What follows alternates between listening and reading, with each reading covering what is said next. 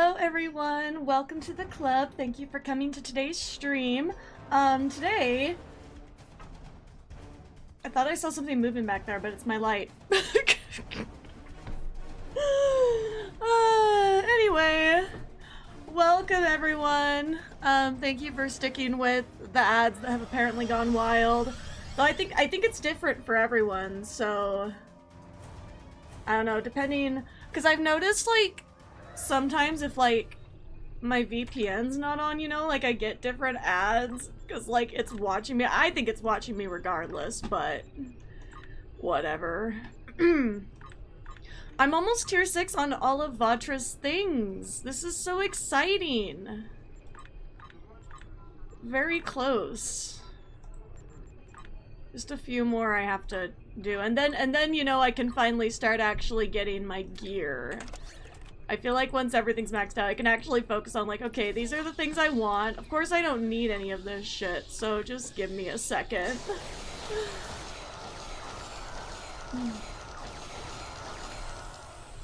Maybe that's why the view count was like really fluctuating during the ads, because people did not want to watch that particular ad.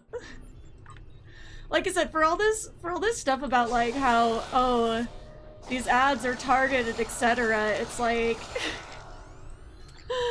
I see so much shit where I'm like, literally, I am not the target demographic for this. Why am I seeing it? Alrighty, so okay. Luckily, I played early enough yesterday. My daily is reset. It should be a good time. Oops.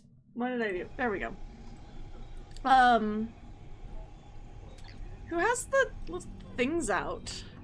Okay, first off, if anyone wants to hop on to do daily event, we can do Brotherhood of the Sword. It'll be so much fun. Like, hardcore, not the target audience. Help.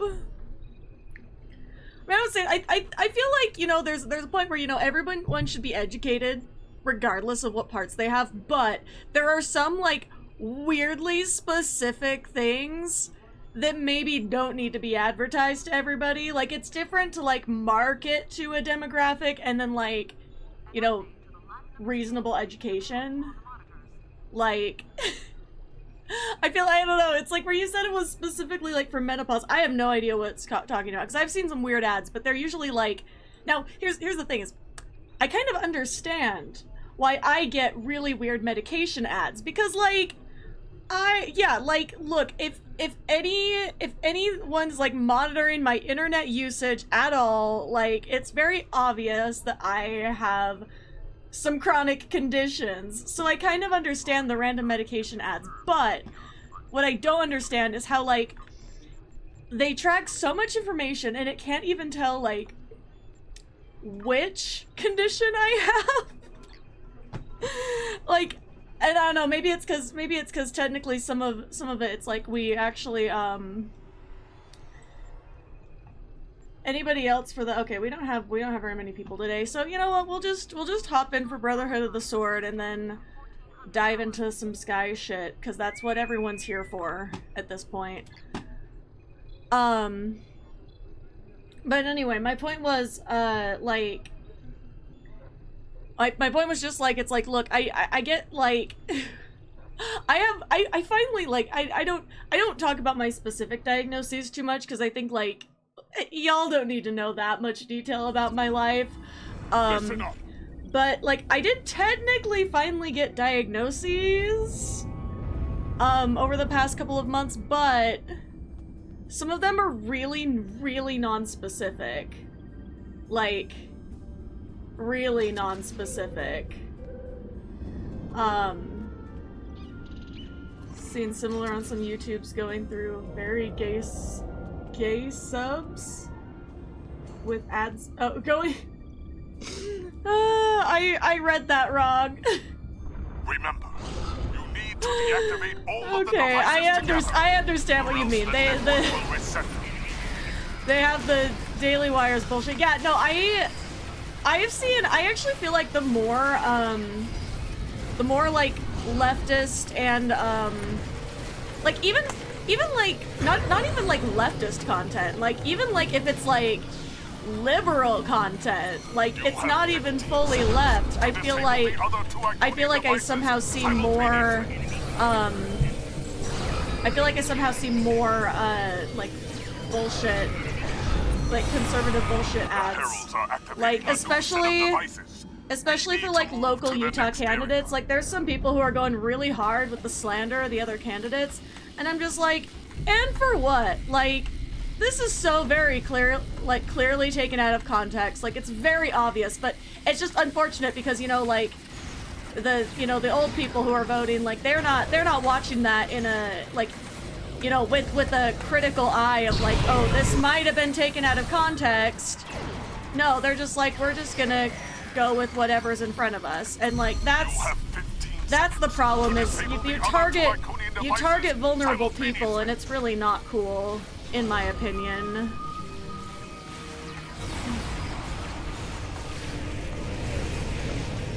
I don't think I made it in time.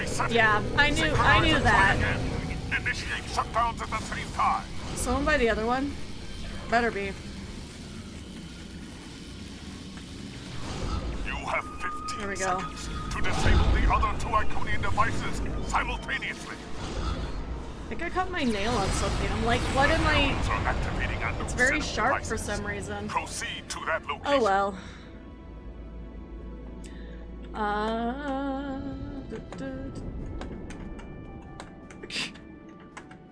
POV me getting stuck on this map. No, I think like I have a real problem, and like I fidget with my nails a lot. I'm trying to I destroyed some of my like stress ball and squishy fidgets. Not like completely destroyed, but like I can't be squishing them all the time anymore. So there's some stuff.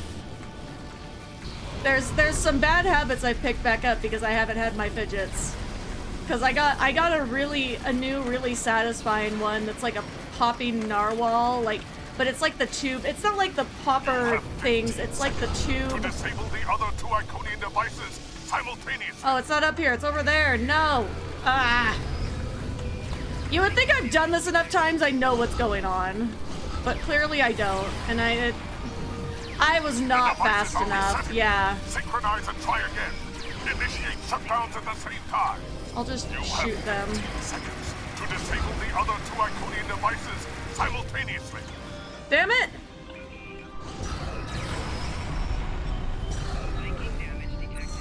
Well, some people aren't even trying, you see. And that's a very different problem. Like, I usually during the event I've come out with some better ones, but yesterday there was like a thing where like literally everyone was crowded around the middle one with absolutely like just standing there shooting with absolutely no effort to even find the other things. And I'm just like, are you kidding me?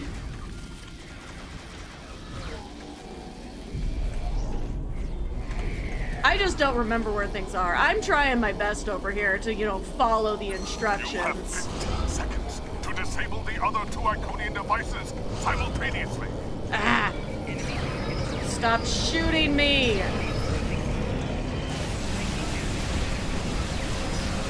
Yeah, how about that? The devices are resetting. Damn it, I was so close. Initiate shutdowns at the same time. To lightning them again. There we go. Come on. I'm just waiting.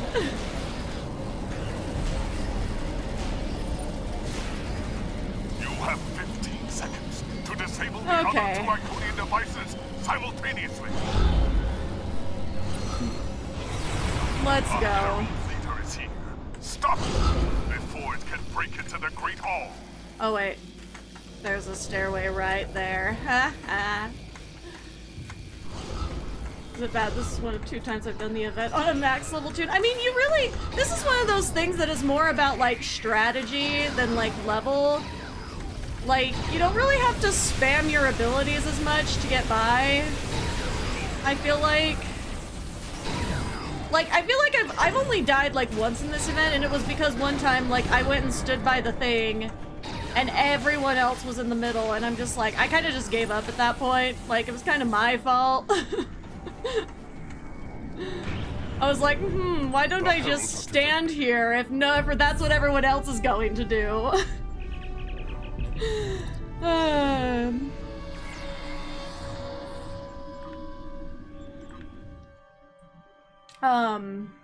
Oh, my ankle. But anyway, like I was saying about like weird marketing stuff, is like, again, it's like these company, I'll get like these random like medication ads for something. It's like, okay, I don't think I have that, but it's like, I don't know. For all I know, I might. Maybe the advertisers know better than me what condition I have. Like, but it's also like they're also like similar. The only ones that are weird is like, actually no, it's not even weird, because recently I was Googling like some symptoms of like because I kept having this like weird shortness of breath when I was either practicing or even like just doing like my normal exercises.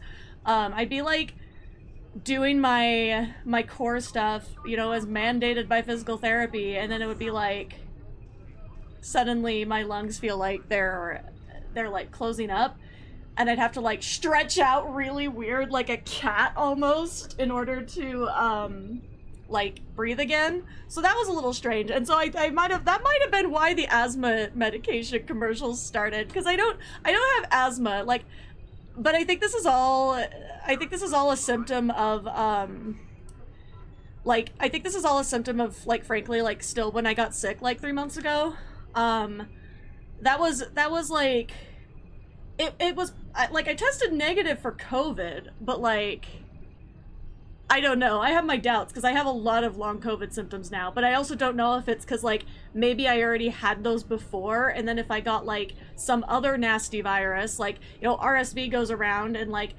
can be like nothing like a common cold to a normal person, but like I have so many things wrong with me, it's like who knows what RSV is like in my body, you know? Like I didn't go to a doctor to try to be like, we have to pinpoint this, because like ultimately it was pretty mild. And I didn't go to a doctor the first time I had COVID either, even though I really probably should have. My doctor was like, yeah, they have things for that now. I'm like, well, I don't know. I was like, I'm vaccinated as long as and also it's like the first time I got COVID, I didn't want to go anywhere because driving was like a dangerous activity, because like it was flaring up every other part of my condition. So like you know, normally I'll have sometimes like a weird like dizziness spell when I change positions too quickly. When I had COVID, that was amplified by like 100 times, and like I started having fainting spells. So like I wasn't gonna drive like that, and I didn't have anybody at the time to drive me to like an appointment, so I simply didn't go to my doctor. And it's like you know, lesson learned for next time though. But again, like I didn't test positive for COVID, so like they weren't just gonna hand me antivirals without a positive COVID test. But I'm very suspicious of the test.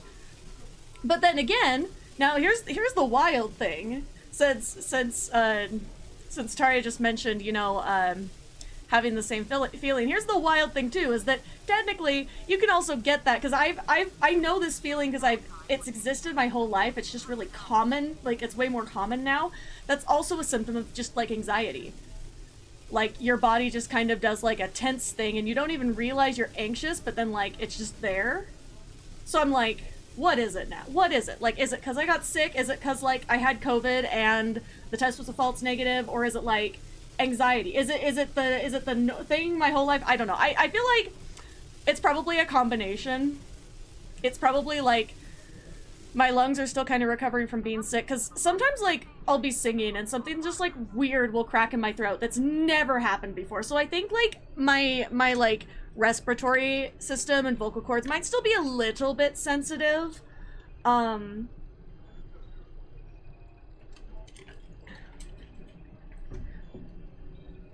Yeah, but you know, it's also like if you have ever like had asthma, like even as like a child, from what I understand, like ever been diagnosed, like you can, like you have that mostly your whole life is what I understand. I don't know, I don't have asthma, but it's just like, yeah, I would feel like that might possibly be a culprit if you might have that, you know, like unfortunately. Because I know a lot of people with asthma, and they're just like, oh yeah, you know that thing that happens? I'm like, no, but you don't understand, I don't have asthma. That's why I'm concerned. Like, there's no medical explanation for this. And like, and it's also like, I obviously like go to my doctors because I have chronic conditions. I have to be monitored. And like, they're not worried about it, but they also can't tell me like the cause. They're like, you know, if it's still this frequent in like 2 or 3 months, then, you know, consider like the long COVID. I'm like, but anyway, I've like, one of the things I've been told is like keeping a list of symptoms is not enough. I need to be tracking those symptoms on a daily basis. And I'm just like, every tracker app I've ever had on my phone, I've ignored, like, for basically anything I've ever tried to track. You know, I'm not a dumbass. I don't have certain kinds of tracking apps anymore since I live in the United States, if you know what I'm saying.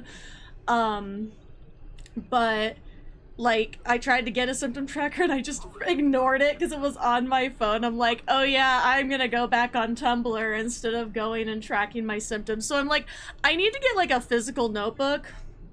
Oh no, if any other like chronically ill hot bitches know of a good like notebook to get, let me know, because I want one that has like templates of some sort, because I do not have the energy for normal bullet journaling. Like, if I have to create the template every day, it's never gonna happen. But everyone I've seen is either like a general wellness journal that's not built for chronically ill people, so it's like, it's very much focused on like your exercise and your food, and it's like, okay, some of the things that I eat, like I have certain trigger foods I need to be tracking when I eat them, and certain medications, like that's something I need to track. But it's like, I need like one for food, one for like medications. I don't know, it's almost thinking like I'm gonna have to have a custom template. But I did see one that kind of was what I wanted. It just was like, I couldn't see what the pages looked like, so I didn't want to spend $35 fucking on it only for it to not work. But it said it had everything in it, but like, when there's no like outline, like layout of the pages, I'm like, just like, how do I know it's what I want? I don't know.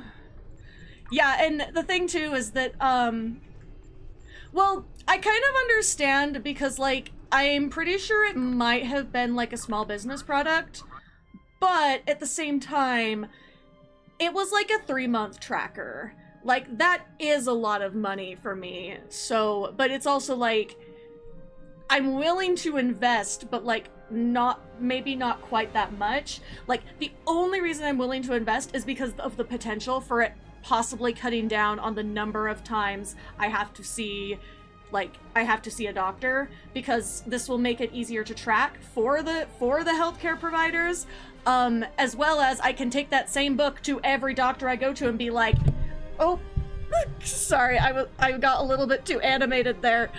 But I can take it to every doctor I see and be like, look at the pages, look at my multiple pages of tracking my symptoms, and try to tell me you think this isn't real. Like, I've been really lucky. Like, I currently have a good healthcare team, but it was not always that way. If some of y'all remember back in like,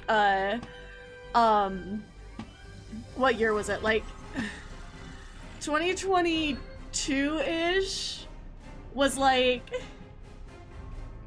absolute hell for doctors. And like early 2023 as well, but not like, yeah, it was like some things, you know. It was not fun.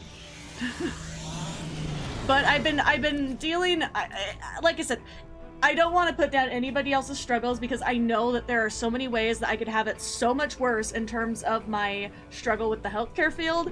But like, I'm not saying it's gonna be easy, but it's also like, I am closer to like a tangible diagnosis it's been 3 years since I really started pushing on this. And honestly, like, having mostly a more tangible idea of what's going on with myself in 3 years is actually a lot better than most people, because I think the average for fibromyalgia diagnosis is like 7 or 8 years or something. And I think it's different based on gender as well. But I don't know the difference exactly. I think it's just the average for everybody is kind of like 7 or 8 years.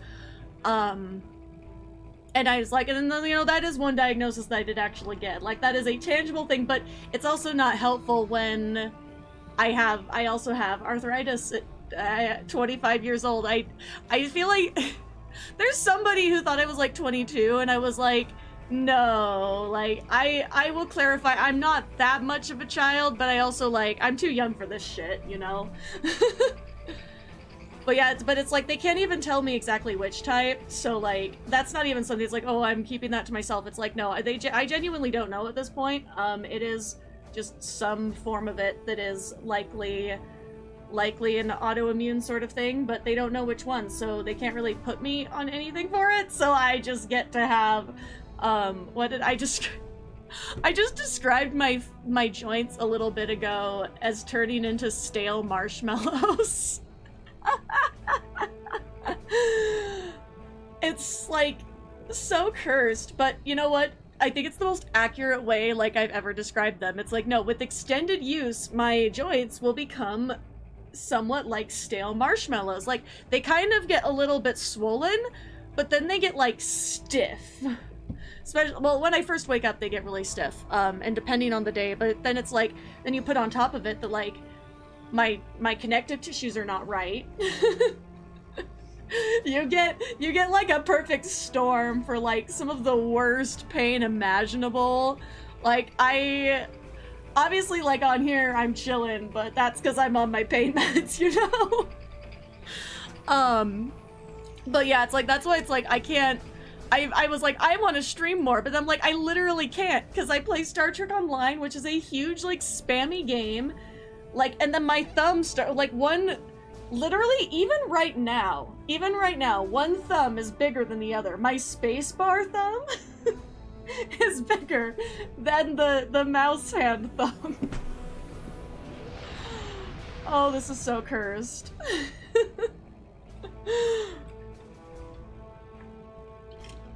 And really, it's not even funny, but like, you have to laugh, you know? Like, it is okay to laugh with me. I don't care. I wouldn't be laughing at myself on the internet if it was not okay to laugh as well. Feel free to laugh at yourself as well. This is a safe space. Okay. Right, I don't have reputation. What is with these different backgrounds? Those were not here before. Maybe they were. I swear they weren't. She looks kind of nice on that. I also thought I had maybe a different device. That's a bug. Okay, well, I was gonna say, I was like, what happened? I don't even know, and I don't know if I care. I like that you can actually kind of see her outfit now, but it's a little weird. Like, it's just a ball. Like, what the fuck am I supposed to do with this? What was I doing? Oh yeah, I'm just one more day from the bonk, from the mace. Otherwise, okay, I'm thinking, because I already gave, I gave Skye the sword, but I kind of feel like maybe she needs to have the mace. Right now she has the photon burst and the Section 31 rifle. Not me basing a whole look off of this, this rifle. It is a sexy rifle. Okay, so I was gonna throw another device on, but I don't think I really have anything fun. I guess I have these. I'll probably forget about them, but oh well. You know what? It's the thought that counts.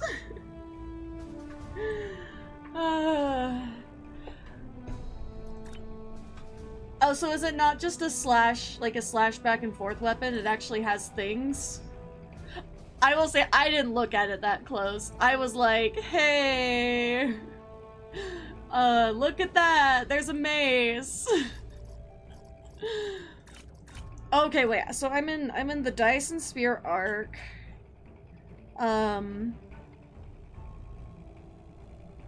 Oh, interesting. That's kind of cool.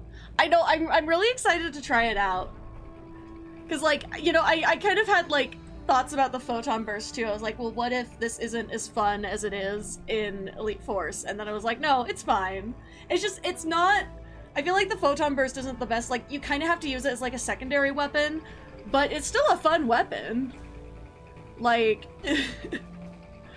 I don't know. I've seen very little hate on it, but I have seen some. I do need to make sure I do the every day of this event until it ends though, or I feel like I'm not gonna get my event campaign because we're over halfway through it, and well, wait, no, we're exactly halfway through it. So wait, I should be fine. I should be fine then. Because I was gonna say, I was like, wait a minute. There's 6 of them, not like 5. Because I was thinking there was 5, and then it was like, well, there was gonna be. That's more than halfway through, and I'm only halfway. But I guess it's fine. It's like it just. I definitely think this time I'm gonna get one of the I'm gonna get possibly, I don't know who, I'm possibly gonna get Sky one of the Intel cruiser things. I don't know which one. Not the cruiser specifically, but like one of the, you know what ships I'm talking about.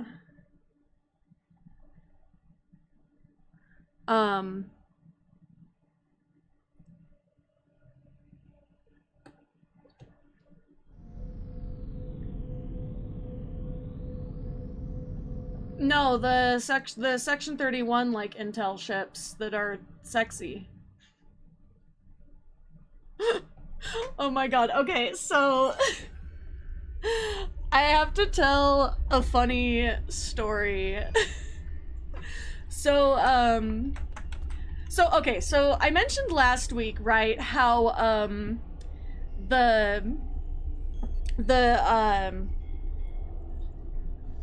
basically like the reveal kind of happened and like no one really noticed. Like, yeah, I don't know. I think they're like the Section 31 Intel something, but like I can't remember the full name of them. But like I know which ones, like from the look of them, but there's a few different options. So I don't know. Because there's a battle cruiser, but there's also another one as well. So this is just running around and talking to the people, and I can't jump off the edge. Stupid. Anyway. Oh yeah, it's the Dreadnought as well. I was like, I can't remember what else there is. But yeah, I feel like Sky kind of needs one of those, especially given like just the hilarious happenings. Is this just the explanation of the Dyson Sphere? Commander Cole. This is the main command center for Joint Alliance Command. Yeah.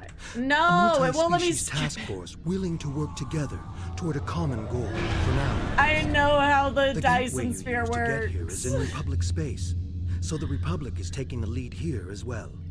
Our mission: to destroy the Omega particles this sphere creates, and neutralize its ability to generate more. So the first scouts into the sphere confirmed that it was producing massive amounts of Omega particles for an unknown purpose. For an unknown purpose. This sphere could produce enough Omega particles God, to she looks completely so annihilate cursed in warp this travel lighting. in all known quadrants of the galaxy. We thought this would be a sweep and clear operation, but we were waylaid by a species known as the Voth. We know about the Voth. The Voth claim to be natives of the Delta Quadrant, are extremely technologically advanced, and they want the sphere. Now, but we we're know in a they're fight not for natives control. of the Delta The Quadrant. Voth are determined to gather the Omega particles. We're still determining why, but this is a threat to all warp-capable civilizations. I can't stress enough how important it is that we stop the Voth and neutralize the Omega particles. There's a lot to do. Shall we get started? But as I was saying, God damn it. Why did I not expect something weird to be happening right in front of me? I don't remember which episode is next. Oh, I guess it's that one that just popped up.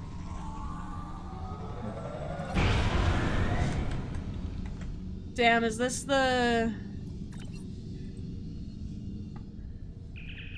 space thing?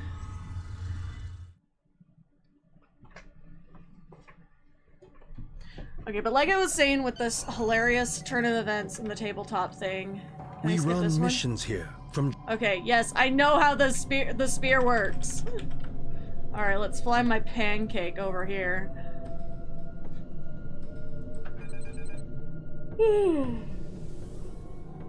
Anyway.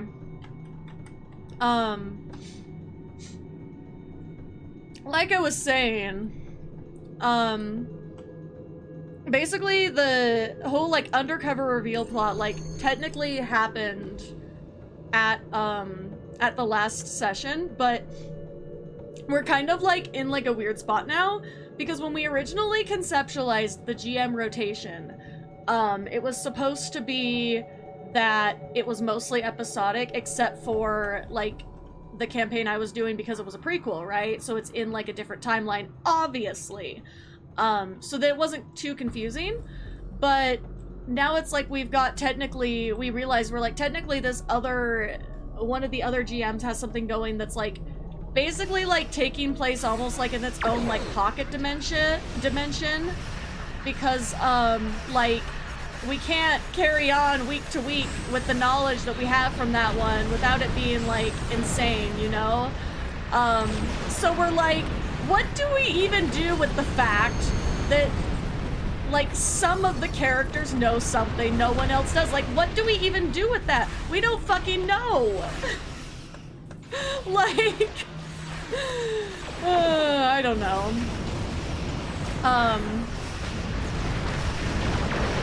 But yeah, so like, because I talked to the other GM about it and we're just like, yeah, what do we do now? I don't know, but like, I don't know. I really don't know. Because now it's like, it's like, and then the one, but the thing is that's so funny is the one character that knew something wasn't there, but players who found out through other means were there. It's so the only one I think who wasn't fully in the know was the GM, which was fucking hilarious. And it was really funny. I started, one of the other characters requested to be a part of Section 31, which is, oh my god, so funny, right?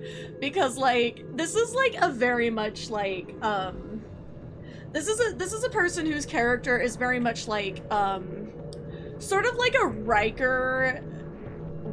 Riker fused with like Counselor Troy, like, fused with, like, Guinan, like, kind of a combination of those. That's kind of the character. So it's really funny because, like, obviously, like, basically the story is, what we came up with is that basically the only reason she's in Section 31 is because Skye manipulated her into Section 31, which sounds like something she'd do. Let's be honest. Or any wise guy with jazz skill. What?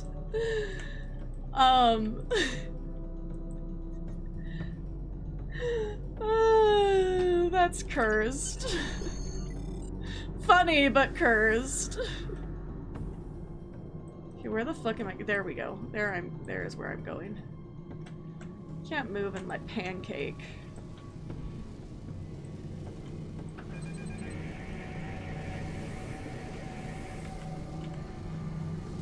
But anyway,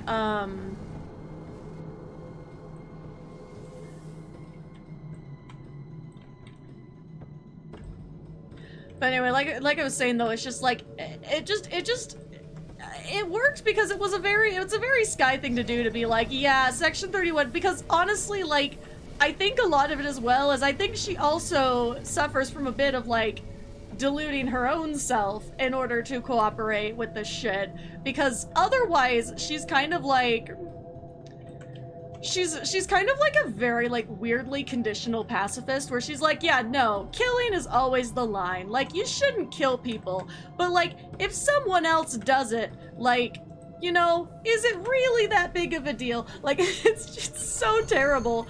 Like her like personal moral compass like does not apply to like the way she necessarily handles like situations. She's just like, yeah, I'm gonna do what I want, but everybody else can go and do whatever they want. And it's just like, but in like the most horrible way. Like she'll be like, huh, well, sometimes people deserve it. Like it's very cursed. And because of that, it's really funny. It's really funny when she tries to recruit people, because like, you know, she's 100% gonna lie. Like that's like 90% of what she does is just lie. And the thing is sometimes she doesn't even have to lie, because she's just so insane that people are like, oh, she's doing something really suspicious. Oh well, like the time we were joking about on the stream about like literally like having some picture with Luther Sloan, and people would still not clue into the fact that like something's going on. Like I could totally see that happening. Even though I'm pretty sure that like Luther Sloan would be one of like her personal enemies, like within Section 31. She'd be like, no, I can't work with this guy. I just feel like she would not. Oh wait, that's a different mission. That's a different mission. Oh my god. I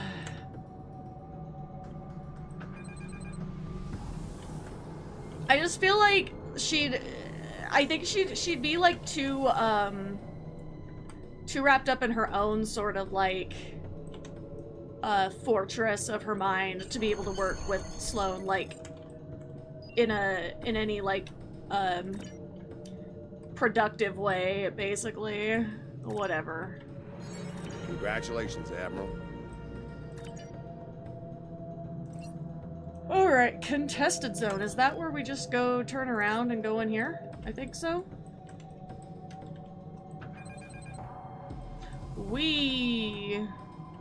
Oh, I forgot to team you again.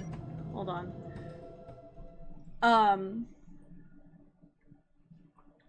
But no, I kind of live for the fact that like post-control era Section 31 is probably like zone. wild rogue. Our forces here shit. are in a constant conflict with the Voth. And everybody's probably petty, because if you put There all are the people 5 who will fronts like in the zone, and if you put all the people who will like do anything for the Federation, like even like up to being chill with genocide, like you're not gonna get like a normal bunch, you know what I mean? And I also think like just like Star Trek values wise, it's like there has to be like something on Section 31, I feel like, in my personal like headcanon, to kind of make it work in the universe. Or otherwise it's just a little bit like I don't know, otherwise like they're too much of a big bad. And I think like they're a big bad, but they're a different kind of big bad. Why not? I don't really have a lot of cloaking ships right now. Oh look, it's the bozos from Sloan's branch that can't even handle nuking a capital planet. No, for real, I totally see like just the most petty garbage happening at any point in time. Here, I need to keep track of you. Just like, I'd be honestly disappointed if everyone just like sat in a room and like stared at each other, you know, like had like boring like corporate like meetings. Like I just feel like that doesn't fit in the Star Trek universe, because like Section 31 like goes against so many things that the Federation actually like is supposed to be standing for, which makes me feel like, you know, they need to like there has to be some sort of there has to be some sort of like thing that causes internal conflict for them, because like If not, it's just like they're too much, you know? I'm like, as much as I'm like, I do think that Section 31 should mostly be left in the shadows as a concept in, like, canon. You know, it's like, if you're gonna write, like, you know, books or comics or, like, you know, fan works even, it's like, I feel like if you're gonna touch Section 31, like, you should make them fun. Not fun, like, but I'm sorry, I have a lot of fun with Section 31 because they're so wild. You know? Oh, are we going to... This whole thing has been leading me just to the ground battle zone? Come on now.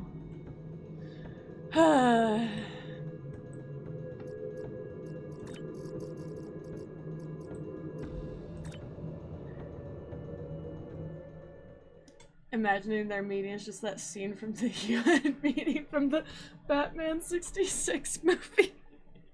I actually do think I know what you're talking about with this Batman reference for once. No, I think they...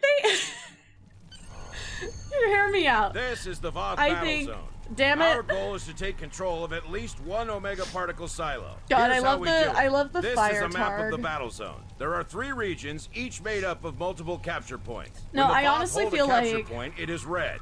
When we take control of a capture point, it will change to blue. Capturing points advances us I can't towards talk our and goal. listen. I mean, I don't need to meter. listen, when but... it is full, we can make our final push to stop the Voth at the Omega particle silos. We must capture at least one of these silos to claim this battle zone for the Alliance. Good luck.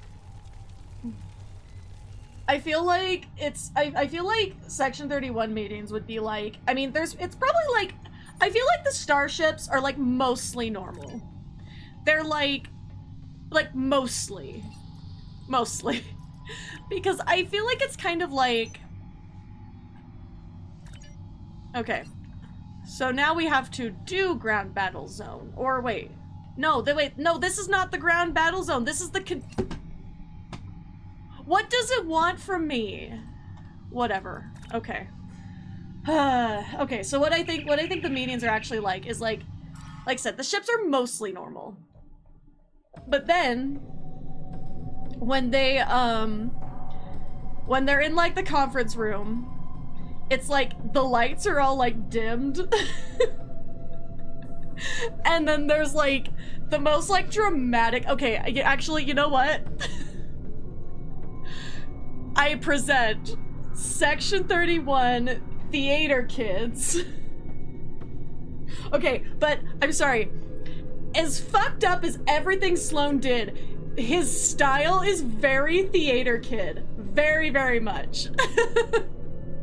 Like, you know, that's where I have to give him some credit. That has to be where the creativity comes from. And the thing is, I am saying this as I was a theater kid, okay? I'm not trying to spread any hate or anything.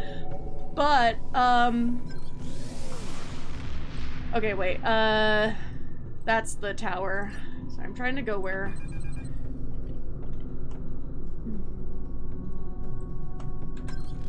I just have to blow up some Voth, I guess, for this mission.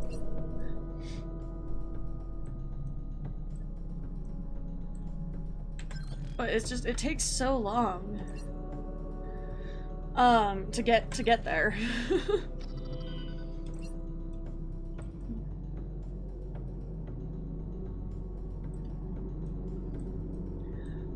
But anyway, Section 31 theater kids. So like I'm sure, like, you know, say they're on a ship, and we're not talking about like specifically like Sloan, where like he's obviously like very independent. I mean, I'm sure he like has a ship, but I think also like there are some Section 31 operatives, because we've seen it happen. There are a lot of Section 31 operatives that are like just kind of average Starfleet people, but like, damn it, there's nothing going on over here. There's no Voth.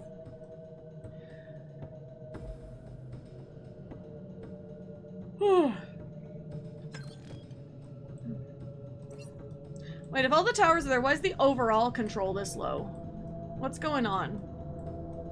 Should we just wait for it to reset, or like what? I don't know what's going on.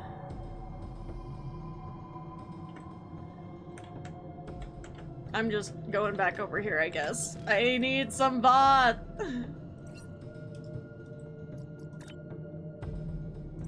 damn it. Yeah, if it resets, I think there'll be some more Voth to kill, because it's not even like you have to do the whole thing, I don't think. It's just that you have to,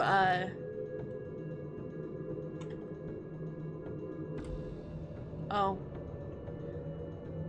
The one that's going down is all the way over there. Like, this thing is so big. I can't go any faster.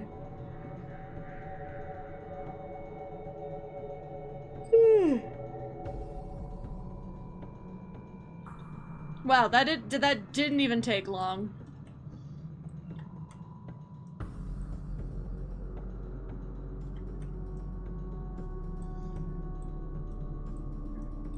Well, like I said, I'm in my pancake. I'm in a fucking carrier. Like, I'm not gonna be fast. But anyway, so I think, like, I think you have, like, different operatives with different purposes in Section 31, I think. And again, some of this is like theorizing based off of, like, some that we've seen in canon. I'm kind of hoping, like, even though a lot of people don't want a Section 31 movie, it's like, okay, we don't want to ruin the utopia, but what people need to understand is that Starfleet is, like, is that Star Trek is not, damn it, I'm not powerful enough for this. There's somebody over there.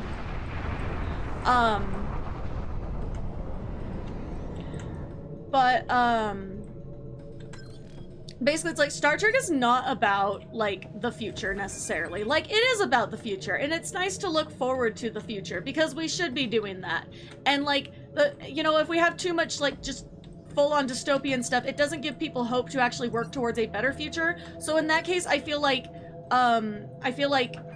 you know, positive things are very important, and Star Trek definitely does that.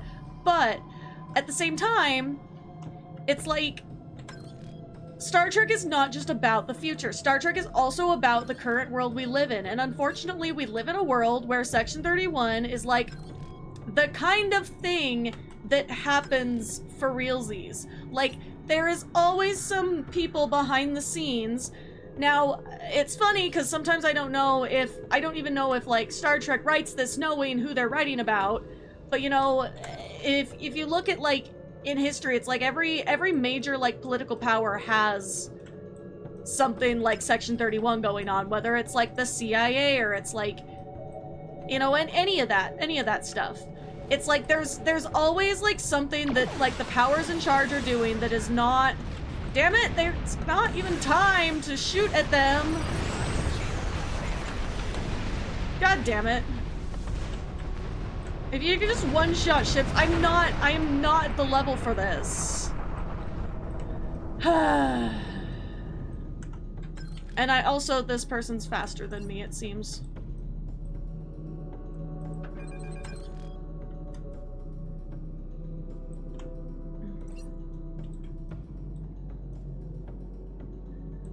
But anyway, oh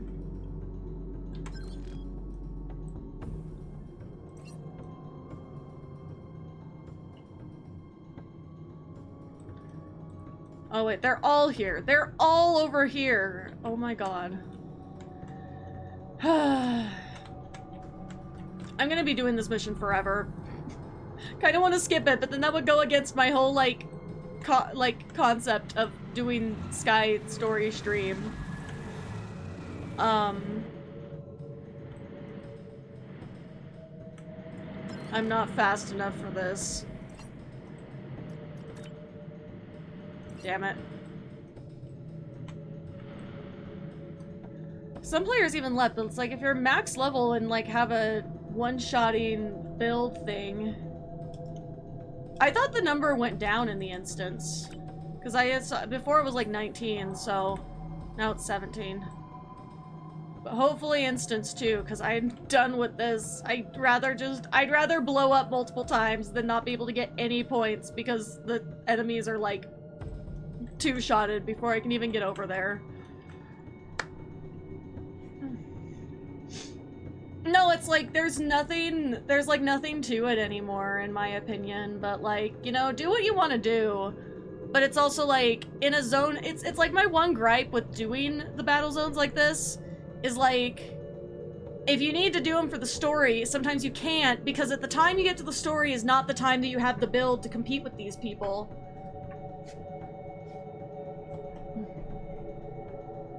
Especially where it's like, you know, newer players who like haven't played before and like don't know all the tricks and stuff. It's like, it's a little bit, it's definitely unfair.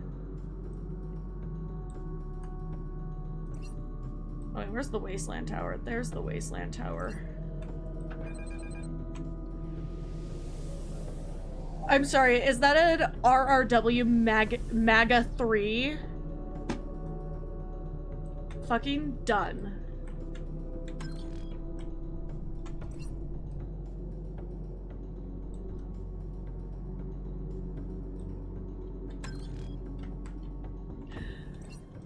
Oh, I know it's not the first, and it definitely won't be the last, but I'm like, literally, what the fuck? And, no, see, the funny part, too, is that, I also noticed that that person's name was Anubis. And honestly, I have only ever seen, like, no offense if anyone's watching and you've ever gone by the name Anubis, I've never seen anyone go by Anubis who wasn't a straight up fucking asshole. Like, you know, I'm talking like every kind of bigotry ever under like in one person is what I have seen from people who go by Anubis online. Like, because some of them, like, I've interacted with them in other like spaces and servers. Like, I've been in some other like Trek Discords. Damn it, no! I spoke too soon. I said I would rather blow up than not have any points. Maybe I shouldn't have said that. See, I think I should get points for the damage that I do to them when I blow up. Oh well, at least I am somewhat close to them. Anyway.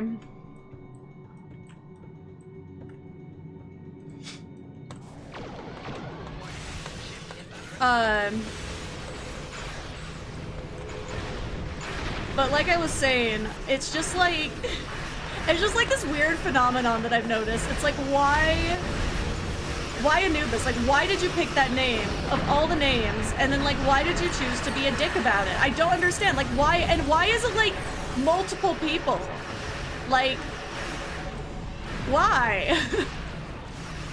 Like, I don't understand what would be appealing, especially from like the group that like doesn't even like, you know, being cultured. So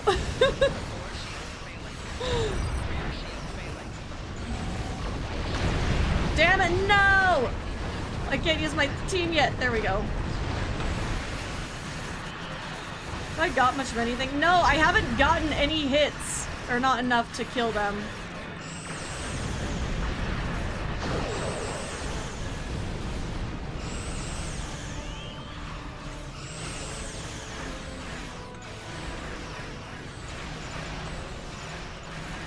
Oh, I think I'm missing some... Am I missing some abilities, or am I just thinking of my other build?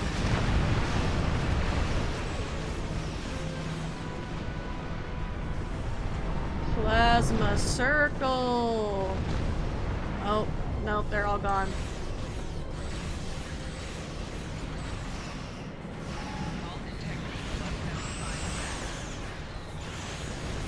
Damn it! I can't even do enough damage for this. I hate this already.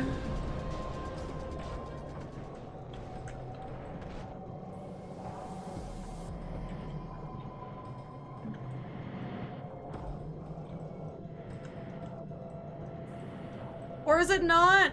Is it just not or is it not counting it because it's a different... Because it's a different event and it has to be the control tower specifically? Is that it? Like, do I have to go back to the front thing over here? Because I think this is a different event. Oh, damn it. Whatever. Alright, well, I'm Well, I guess I'm here now. I might as well hijack this event for a bit.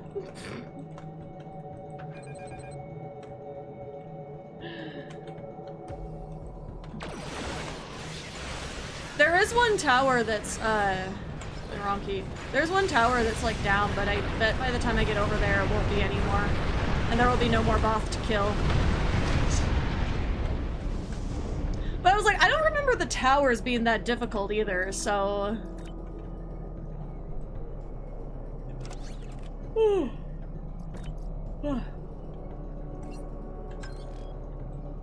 Well, I'll try my best. Okay, well, like I was saying, with the... What were we talking about? Oh, well, I got on a tangent about the Anubis people, and I don't know why. I don't understand it. But, oh, it looks like we'll be having a ad break momentarily. Maybe, hopefully, after the ad break, there will be another instance.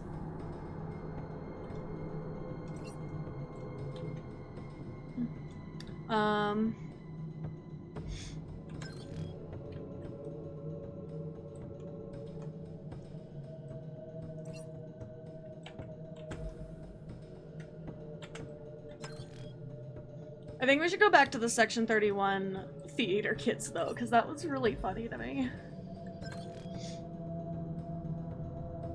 It shouldn't be, but it is. So... Because imagine, like, there's a meeting room, and there's, like, the lights are dimmed, and then suddenly, like, the captain just, like, has, like, a giant spotlight that just turns on directly above them. And that's just how the meeting begins. See, I knew it! They would be gone by the time I got over here. Well... Now there's not really gonna be a lot of Voth.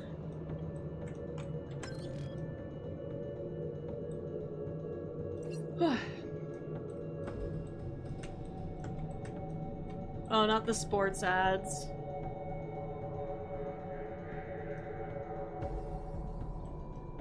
Whee!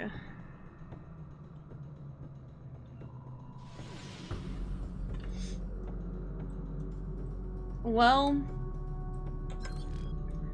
you know what? Maybe I'll just camp out by this one. Damn it.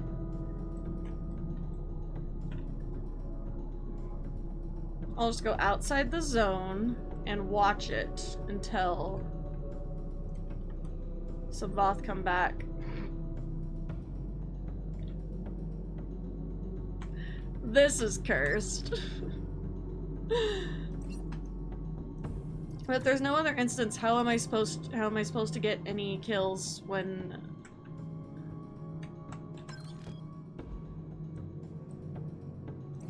Oh, what's up there? No, because I'm not gonna be able to get over there in time. So let me just... No, I'm just gonna camp out here. I don't care.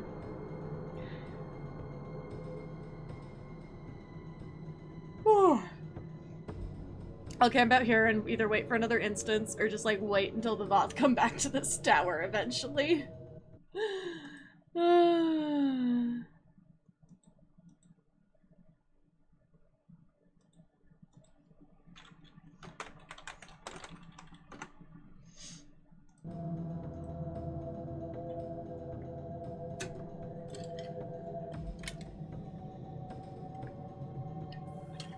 At least I'm staying hydrated while I camp out.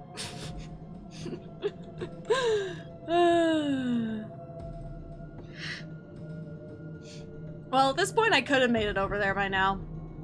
Maybe people are just giving up. I don't know. Or everyone's here for the same mission. Who knows?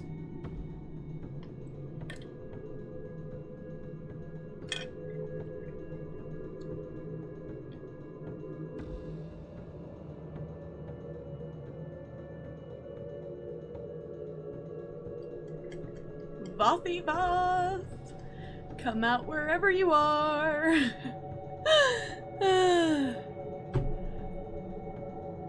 Wait, what the fuck's going on in the chat? Remember kids, Voth probably tastes like chicken? What?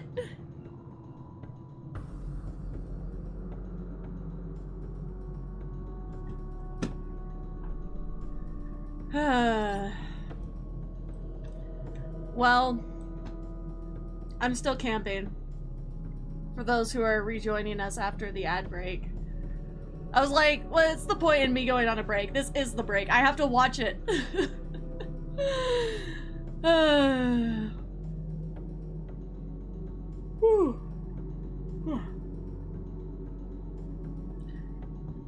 Because velociraptors likely taste like chicken. That is terrifying. I mean, I'm not disagreeing, because there is the whole, like, oh, the dinosaur's closest relative is, like, the chicken or whatever. Heard all that. But it's just unsettling. I don't know, I don't even eat chicken anymore, so... It's like, for those who are new here, a lot of meat does not agree with my digestive system, so I simply don't, and I'm not that mad about it. It's like, I can't do it from a texture aspect anyway, so...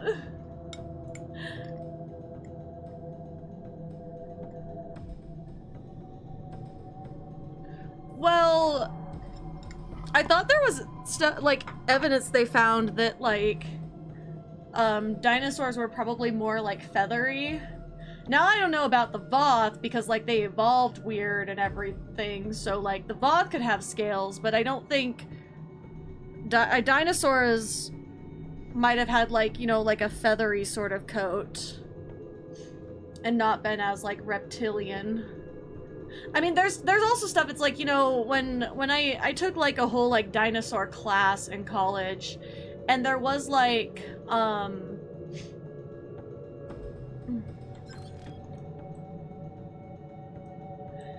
there was like a whole thing about how like some of the things that people think of as dinosaurs are technically not dinosaurs and whatever, and some of those were more like scaly and reptilian, but like proper dinosaurs are like, it's like a, but it's not like a feathery coat, like, you know, like fluffy feathers or whatever. It's like a, at least from what they think, it's like a smoothish, like, I don't know.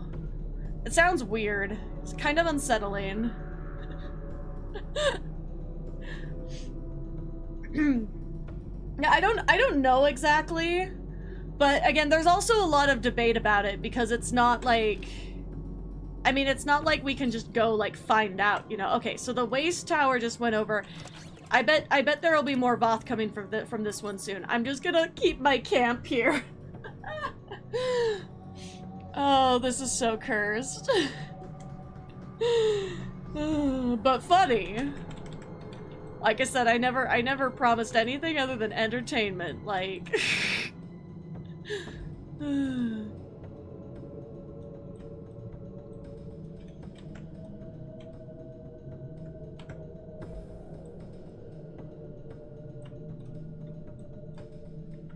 But no, like, you know, like some of the aquatic creatures that, like, you know, I used to think like they were dinosaurs. I can't think of a specific example. Like, a lot of good that class did me because I can't remember any of the names.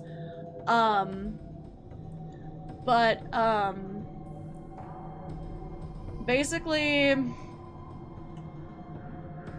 like, there were a lot of, like, the aquatic creatures. I think those, like, they pretty much decided, like, some of those, like, had some sort of, like, scaly appearance, or possibly, like, more amphibian, like, more slimy and not scaly.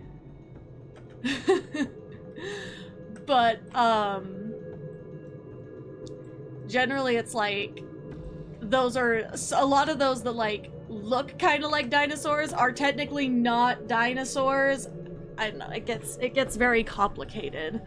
Dinosaurs are, like, a very specific classification, and then, like, there's things that are not dinosaurs that, like, you'd see in a dinosaur exhibit, though, because, like, they fit in the time period, but not every, like, creature, animal that lived back then was a dinosaur. I don't know, very fascinating subject, but I can't remember all the names, so I can't think of the specific creature I'm thinking of that's like technically not a dinosaur, but kind of looks like one. Oh, I keep yawning today. Maybe I need more hydration. The sea long neck fucker. No, I'm not specifically thinking of one that has like a long neck, but I think that's one of the ones that I might be thinking of. Like recalling information on, but not thinking of specifically. There's like the one that first came to mind was one with like a longer nose and like flipperish sort of nonsense going on.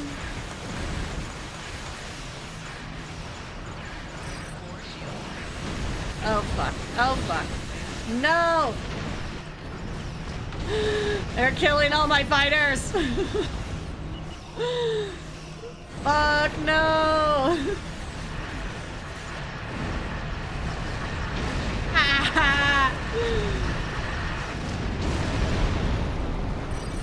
I was so powerful at first, and then I was not.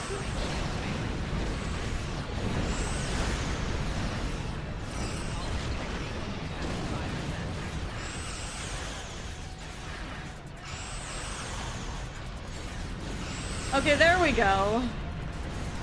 Finally did enough damage. Almost died in the process, but got some kill.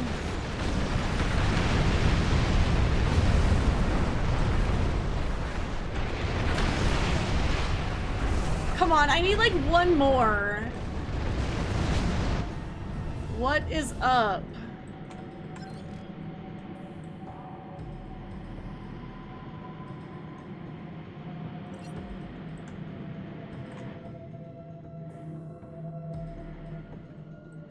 Literally 90%.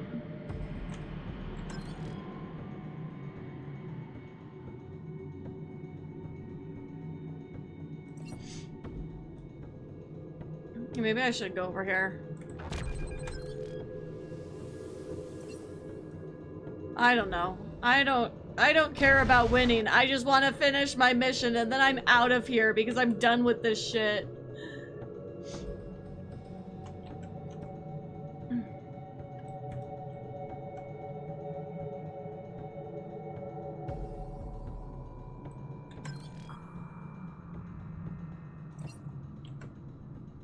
I'm pretty sure everybody's just in here to get their, like, their one mission or whatever.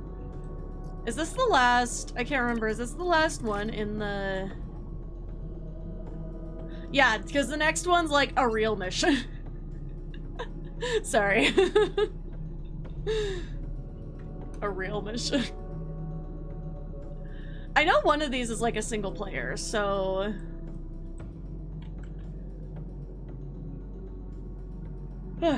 Hopefully not too soon, so our little team can continue to fly about.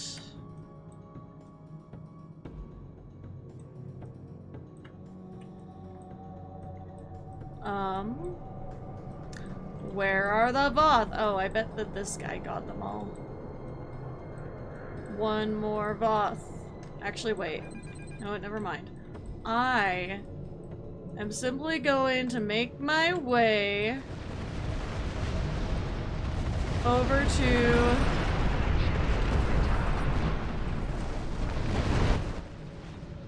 Damn it. I'm simply going to make my way over to this other tower.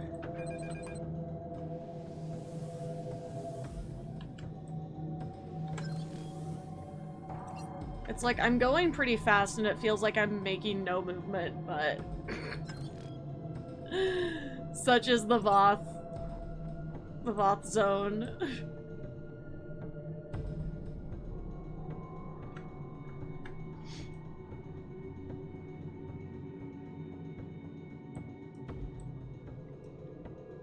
Because do these Voth have to be specifically around control towers? Or could we, like, go get that dreadnought? I don't know.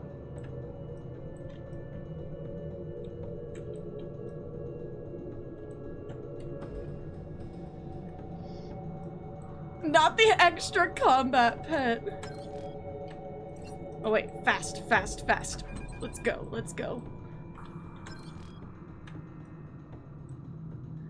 Don't get stuck in any other events on the way, hopefully. Whee! I think it's too far away. Someone will probably get there before me. I like this fucker. Oh, this Robert.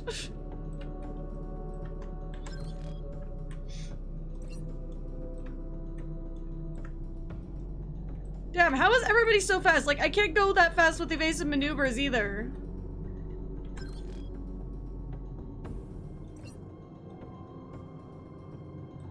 Firebase.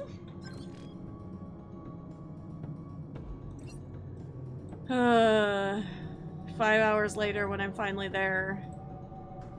There's not gonna be any Voth left.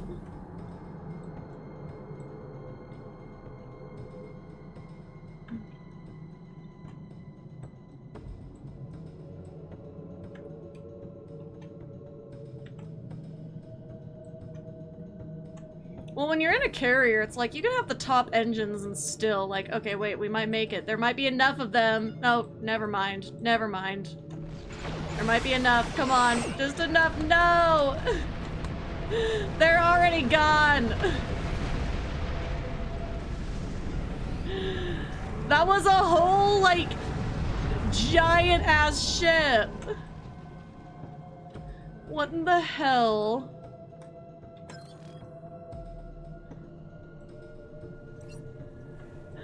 Hello, welcome in, Master Chief. We are suffering.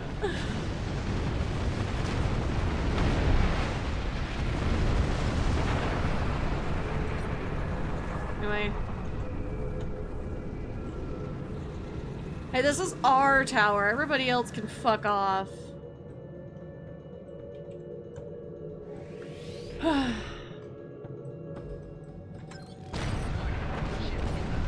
it. A little too close. No, I'm literally at 90% on this. I'm so determined to finish these missions in order. I already did the exact same thing today. Oh no. No, I'm just like, literally why? That's my thing, is it's like, come in and just, someone one-shots everything before anyone can even get there.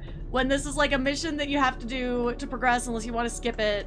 And it's like, I know, I skipped this one, I've skipped this one before, but it's like, just, I'm trying to do the whole experience playthrough for Sky, and I just like, I can't do this anymore. We've been here for like, what, half an hour? And like, only killed like a few Voth? God. No, I'm gonna kind of go out the zone and, like, wait for them to reappear. Whatever.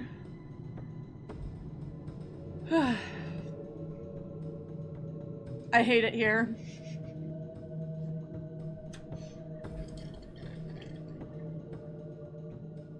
See, the thing with the sphere as well is that at least ground Battlezone is fun because there's a giant dinosaur at the end. Everything else about it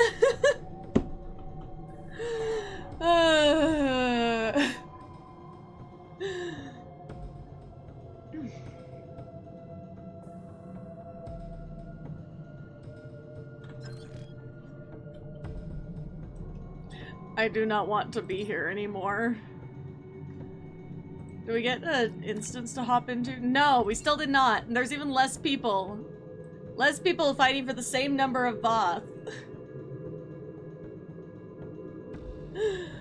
But like, half of these are like people who could just 1 or 2 shot ships, which like, again, good for them, but it's like, you're faster than everyone and no one can get any things for this quest progress.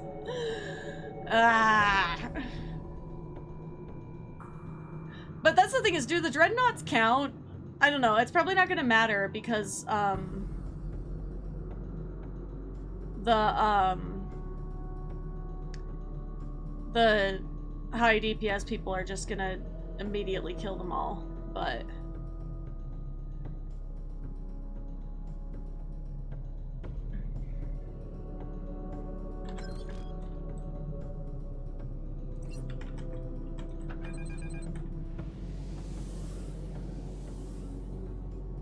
So...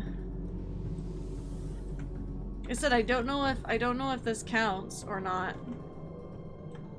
Possibly not, but you know what? There's enough people here, they won't be too bad to fight, I don't think.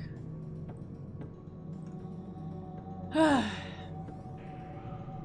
mean, I obviously cannot solo a Dreadnought right now, but...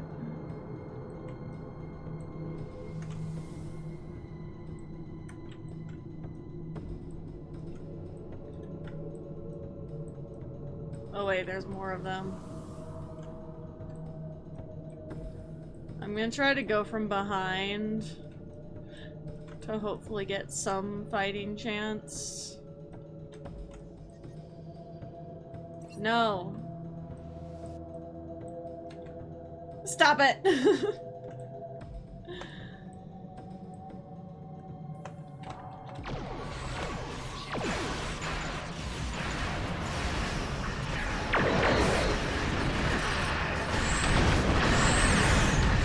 Whatever. I was trying to make them like a warp plasma field, but they just killed me.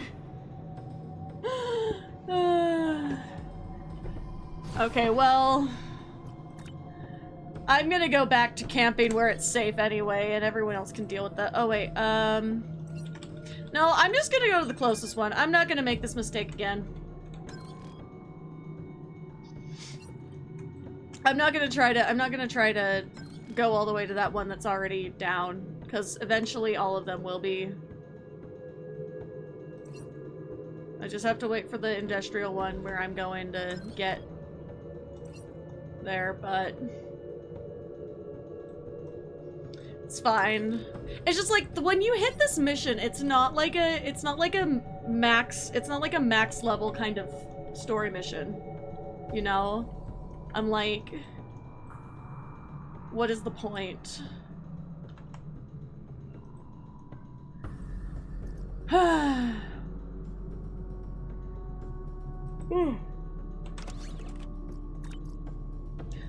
Back to camping.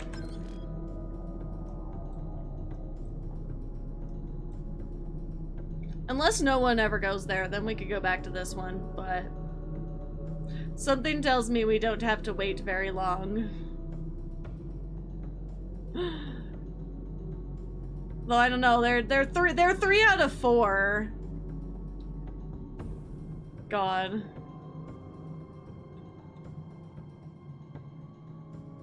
Well, that's the thing especially, it's like if there's any sort of coordination, if you had people like actually camping the towers and taking out the bot, that would actually be more efficient for actually completing the battle zone.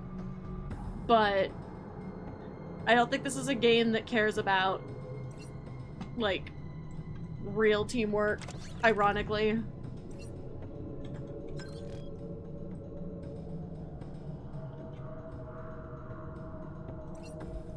Damn, are we gonna get Novoth?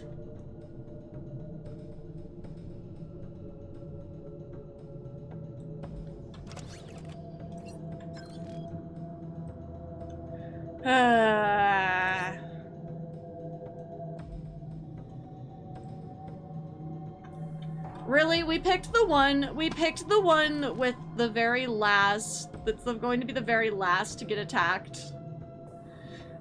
Oh my god. It's coming. It's coming soon. I can feel it. Or not. That's fine.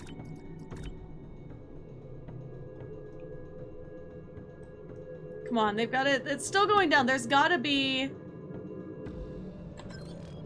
Hold on, I thought it waited a minute before it reset. Does it not wait? Am I thinking about ground? Oh yeah, that's what I was saying. Is I was trying to make one of the plasma clouds around the fleet, but I just I am not fast enough for that. I probably should swap that ability out because I think it only really works on faster ships, but... oh well.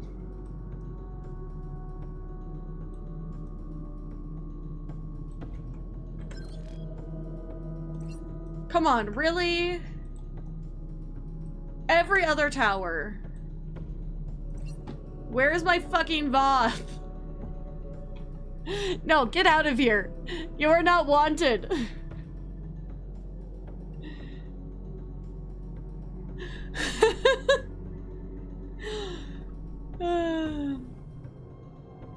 Well, no, the plasma. I wasn't saying the plasma stuff doesn't work at all. I just meant, like, I feel like it's more effective if you have a ship that can get faster through the people and then not get blown up in that time.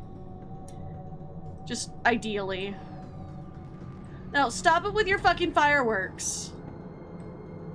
No one asked for you to be here. Just kidding. Jazi being a toxic player era. Get out. Get the fuck out. Yes, finally. Finally. It's my time to shine.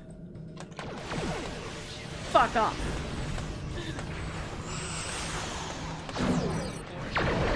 What the hell? Wait, there's a whole separate person here. Where did they come from? Damn it, no, no. It stopped me. I just got fucking blocked by the mission complete thing. But no, there was a person here and then suddenly there was another person who just showed up at the speed of light in an impulse zone.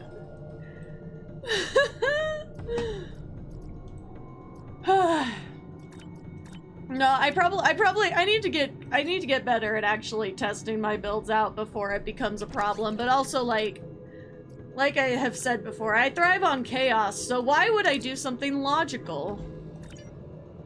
Okay, now it's time for real missions. Is this the single player one? Damn, okay. Wait, I think it, oh, yeah. Oh, because I think this is the...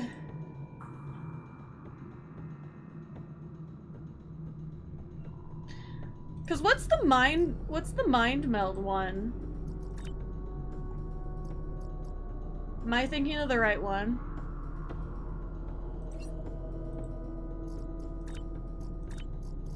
I don't know. Okay. But I'm gonna do this anyway. Sorry, pal. Let's go.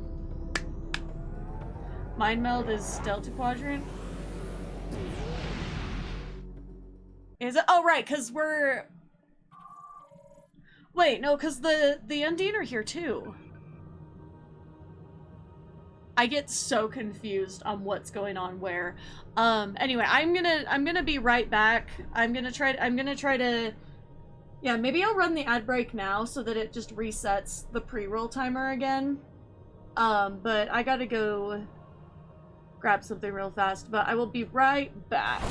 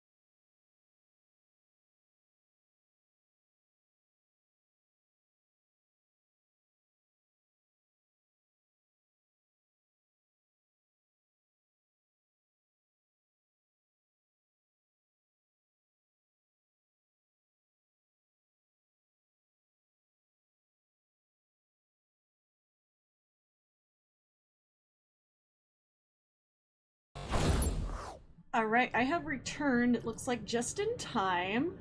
Oh,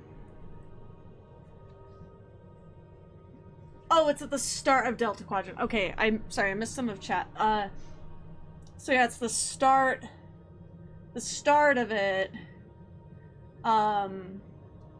So that's probably what I'm thinking. Because is Delta Quadrant next? Is that the slow march to... Yeah, right, because it's like the end of this, and then it goes right into the slow march through Delta Quadrant, which, like... You know, it's like, it looks short. Wait a minute, where's the... Oh yeah, no, it's because of this, because it's like... because it's like, it looks like it's short. Like, short, well, it's not short, but it looks shorter than it feels. Because, like, technically, like, it's only a little bit longer than, like, Iconium War, but this is not as long, not even close as this shit. And because, like, Kobali Front feels like a bunch of things. Because I think it is, am I thinking the right one? Yeah, Kobali Front is, like, 3 parts or something, isn't it? Like, what the hell? Okay, time for Tuvok. But I also forgot that means we have a little bit longer to deal with fucking Cooper. Every time I play through story, I long for the time that,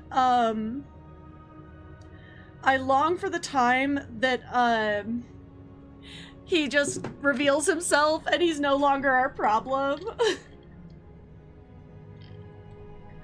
Okay, so before we begin, you know what, I should just shoot him next time I see him, just for funsies, but the game probably won't let me. Anyway, so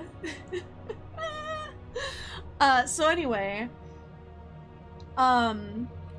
for those who are just joining us, because we got like got a few new people joining us. For those who weren't around for the first half of the stream, if y'all want to talk about the little fun Section 31 conversation we were having about theater kids. Oh my god, I didn't finish like my Section 31 meeting headcanon. Okay, so since we had new people come in, I'll repeat the first part. So,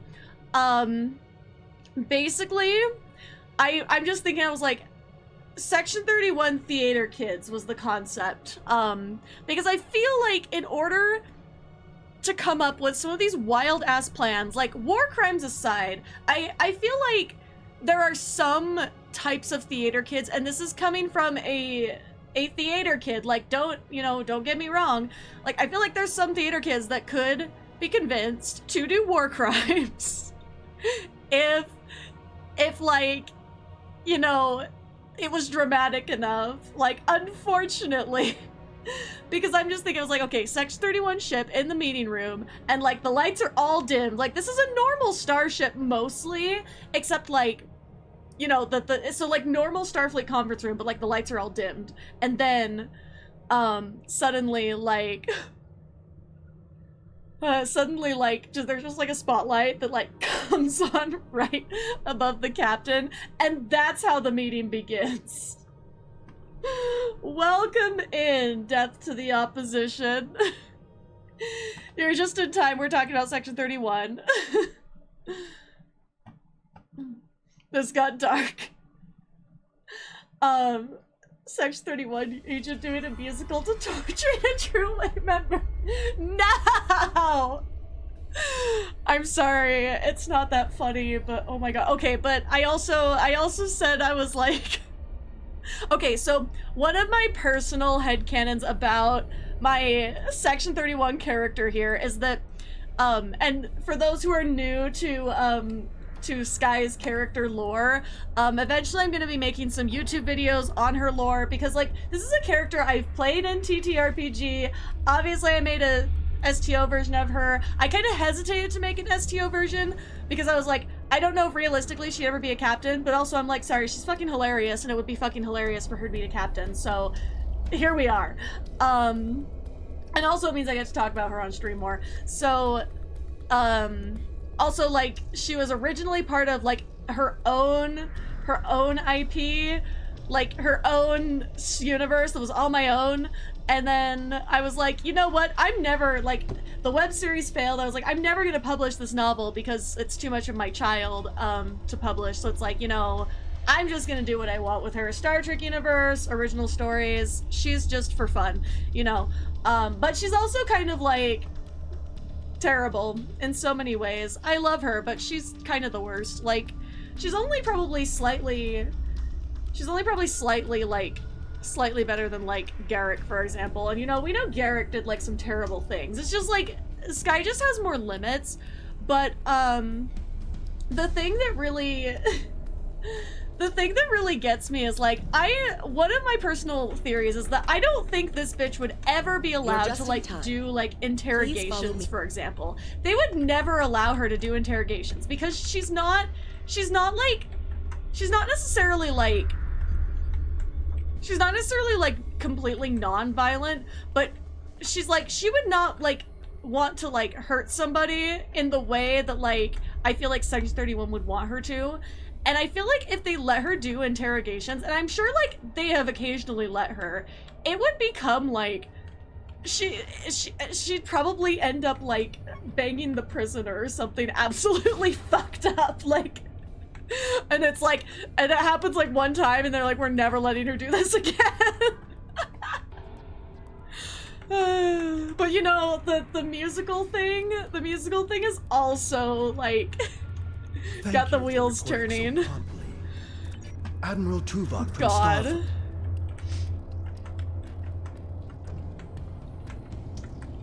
Just like imagine these bitches. I just like, I'm sorry, I can't accept that I can't accept that the Federation's the Federation's version of, you know, the Obsidian Order Tal Shiar that's like super secret. I cannot accept that they are a fully functional organization. These fuckers are not functional at all. Like there's like it's like petty spy fights left and right. Like it's a time, and I spend a lot of time writing headcanons.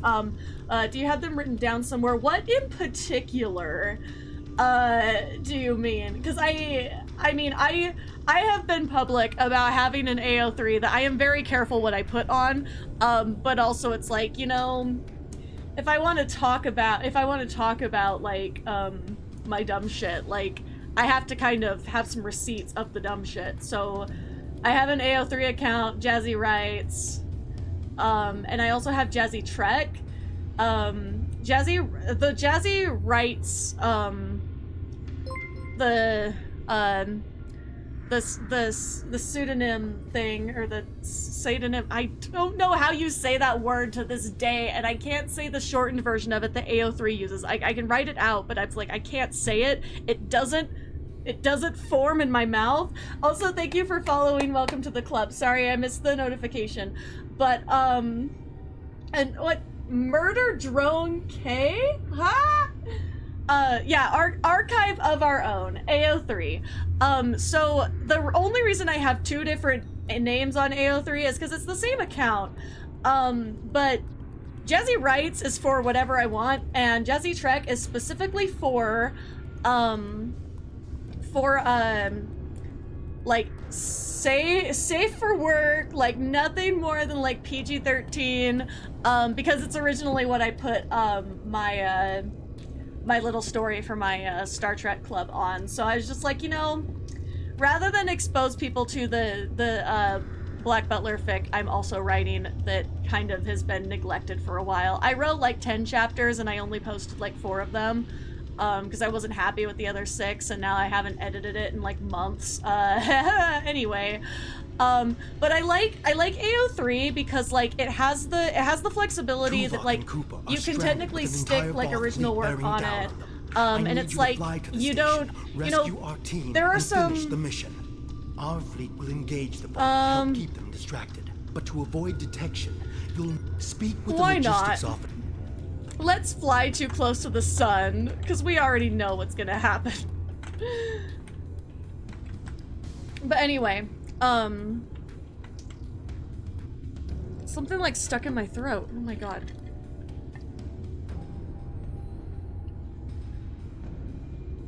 Okay. But anyway, I like AO3 because it's like you have the flexibility, and it's also like, while there are some like issues with AO3, like, yeah, anyone can put anything on there. But at the same time, it's like, if you start censoring it, you start getting some issues with a site like that, because it's like, then it's like, well, where's the line? Where do you put the line? Like, and the problem is like, sometimes you can't, because like, now I'm not saying, I don't think it should be a free-for-all, but I also understand why it's a free-for-all, you know? Like, I'm not gonna say like, there is some stuff on there that's like, you know, maybe you should have kept that to yourself, but as such is our engineers are working with your crew now to create a temporary modulation program that will help your shield. We will need Admiral Tuvok. Here we go. Shouldn't the line be condoning horrific stuff? Yes, but the problem is that you can't, there is no, like, at our current point in time, you know, I wish humanity was, like, you know, chill, but humanity's not chill. And so you can't, nobody can agree on what the line is. Because it's like, again, it's like, I don't think that you should be, like, you know, there's some stuff that's like, you know, I see it on AO3 and I was like, oh, you better check these people's hard drives, you know? Like, that's something I'm feeling about. But it's like, at the same time, you get people who very, very strongly, like, will try to tell people that, like, they'll try to convince people that, you know, queer media, for example, falls in the same category as, you know, like, harming children. And obviously that's not true, but we live in a society where people are terrible, and so you can't, the reason why there's not censorship is because, like, you also get the issue of, it's like, people can explore things without necessarily wanting to do those things. It's also like, again, I think that there's some things that if you are a victim of something, like, there are some things maybe you should consider not putting on the internet. Because, you know, that could, like, inadvertently lead to other things. But at the same time, it's like, I'm not gonna tell people that, like, they are coping wrong, because some people write that kind of stuff because they're coping with something terrible that happened to them, and I 100% understand that, like, very deeply. Like, I have written very terrible plot points into things, and it's like, you can write about terrible stuff, and that's the problem, is like, if you start saying, it's like, well, you can't write anything that features, you know, for example, like, you can't write anything that features, like, assault traumas and stuff. It's like, okay, like, then you're doing a disservice to for victims. That's the problem, and that's why I understand why, like, I don't fully understand, but, like, that's why I try to understand. I really try my best, but it's like, also, it's like, I'm also saying, like, full disclosure, there is so much on AO3 that, like, I have, like, avoided, and just, like, I always read the tags, and if it's not properly tagged, like, you know, you're a terrible person if you don't tag your shit on AO3. You just are, okay? Like, the warnings are there for a reason. You should use them. Yeah, and like I said, it's like, but at the same time, it's like, I think Star Trek fanfiction in particular has really thrived on it. But, again, you know, it's about doing your due diligence and reading, and, like, you know, I like to follow, like, specific authors. I'm not gonna say any in particular, because, like, I don't want to tell on myself for the amount of, like, the amount of garbage that I have read on there. But it's like, it's just a hard thing, because it's like, if you pull, like, a fanfiction.net, for example, fanfiction.net has dug itself into a hole, well, also because the amount of ads that they put in really disrupts the reading experience. But it's like, you have sites like fanfiction.net that try to say, like, you can't put explicit content on there, but then it's like, well, there is still explicit content. The problem is it's just not properly tagged because the site doesn't allow it, but it's like, it doesn't get rid of it. It's still there, it's just hidden, and therefore that site becomes literally dangerous to people like myself who do have, like, legitimate triggers. Who need to be reading the tags and not doing bullshit. Anyway, thank you for following, welcome to the club, and welcome to What's the Hell once again. I am Admiral Tuvok. Well, welcome back to the channel, I should say. Dr. Eric Cooper, the Federation Science Oh, Council's not this bitch expert again. on Dyson Shoot him. Gonna shoot him. Hello, I'm Dr. Anyway, Cooper. we were talking about... Allow me to brief you on the situation, so we may determine After the this best plan cutscene of is action. over, we were talking about Main Janelle power Sky's is character offline. lore.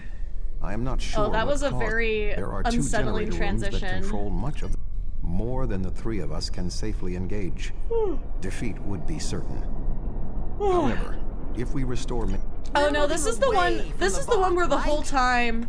This is the one where the whole time I just wish like we could just send Dr. Cooper out into space. Like fuck him. Good thing you're here. Instead, the captain try of to one get of the the ship. sickest Starfleet ships is shot instead. Yeah, I like sense another that. presence. We are not What alone. the hell? This episode.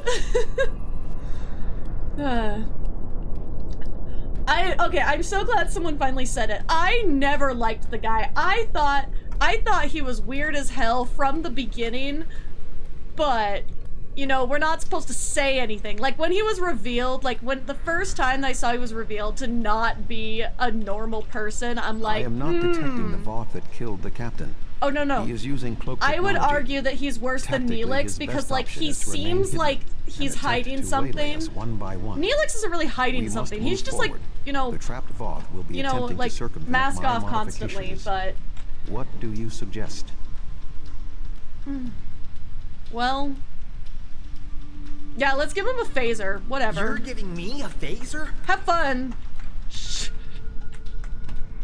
Okay, I'm not gonna say what I was gonna say because out of context it would be really bad and I don't want to be taken out of context. Yeah, like I said, it's constantly mask off. It's not Sorry. like I thought I saw something. Remain calm, Doctor. LMAO. Bootleg Reginald Barkley. No. Oh, that's so funny. Anyway, enough about Neelix The and defenses Cooper. in here can be quite lethal. Enough about like, well, okay, actually, It was awful. Neelix wouldn't The be sounds. The later. blood. Later seasons, Neelix wouldn't be too bad. Like he wouldn't be too bad, except like, I mean, the thing with Kes is weird. Like, I'm sorry, it is. But on top of that, it's like if they didn't ever show his feet on screen, I would not find him as like unsettling as I do. Like the technology level with which easily 1 trillion people could be supported per planet. Cooper is the foremost expert. I mean, no, I'm not a full-on Neelix hater. I'm just like a Neelix critic. And also Tuvix, we don't talk about that anymore on here. Tuvix is banned from discussion. I will stand watch while you and the doctor examine the generator. You know what? Actually, no. You know what? Actually, maybe my new rule is not that Tuvix is banned. It's that Tuvix is a pay-to-play topic. No, it's because of my Thirsty Commentary redeems, and people kept redeeming Tuvix, and at this point, like, if you redeem Tuvix for Thirsty Commentary, I'm not doing it anymore, because, like, it's been done, it's not funny anymore.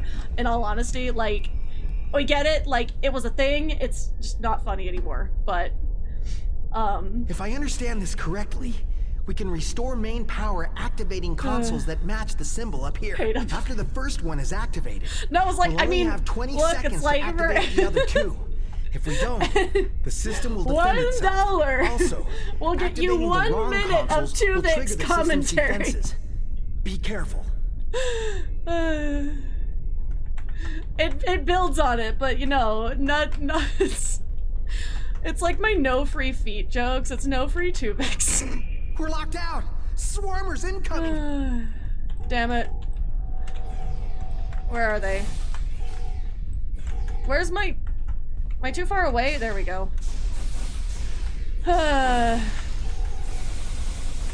What a time.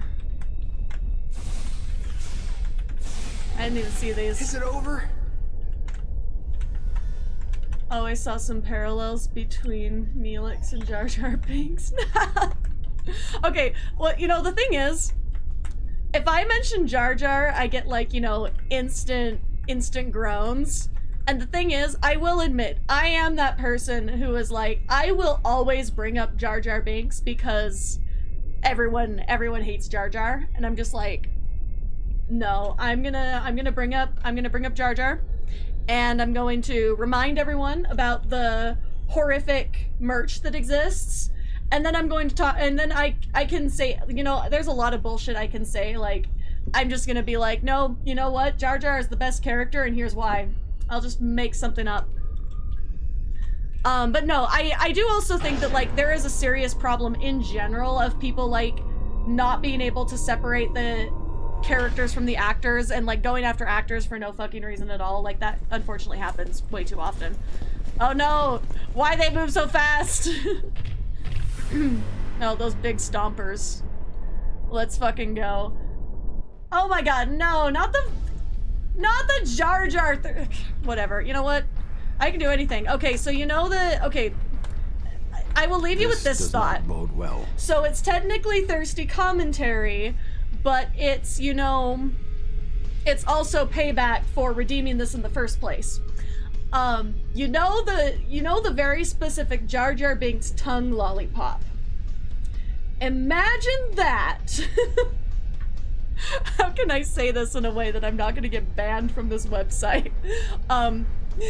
Imagine that, the Jar Jar Binks lollipop thing, but instead when it opens up, instead of the, you know, the sweet deliciousness of a lollipop, it's like, you know, a nice, like, silicone tongue that, you know, maybe it vibrates. Imagine that! I'm sorry. By restoring main power, we have released the locks. You know what? I'm gonna leave everyone with that very particular image. Imagine just like... Imagine the horrific... What are we going to do? The VOD will be here any second. And I don't think they're in the mood to take prisoners. Please, stop panicking, man. We need your help. What can I do? Don't ask me to use a phaser again, because I won't. I know that it won't. Tuvok said that. Well, maybe. God. I might know the tech. All right. Whatever, just do it. I'm gonna kick his ass. I think if I try this. Dr. Cooper, we require a solution. Rifle butt. I'm working on it. If I can just Jar Jar, try that. The thing is, I don't know how anyone gets too mad at Jar Jar, because it's like, look, he's there to be funny. Like, why are you mad that he says something stupid? You know, like, it's, you know, he's the comedic relief. Like, don't take this show so seriously that you can't have a joke. I can reroute the power to attempt to send a message to our stranded ship. It may not help, but we have been out of contact for hours.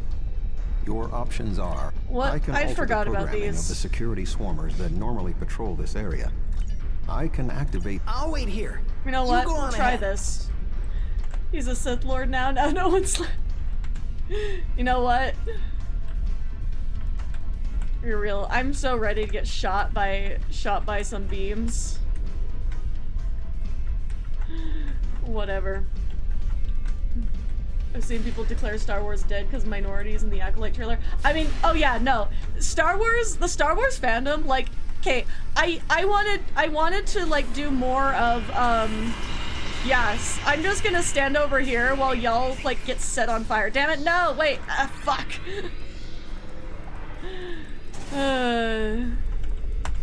Well, whatever defenses you chose. Prepare yourself. All of them are a liability. I just usually don't go for beams, so this is kind of funny. Yeah. Get... All commanders are approaching. Get ignited. Oh wait, this is actually awesome.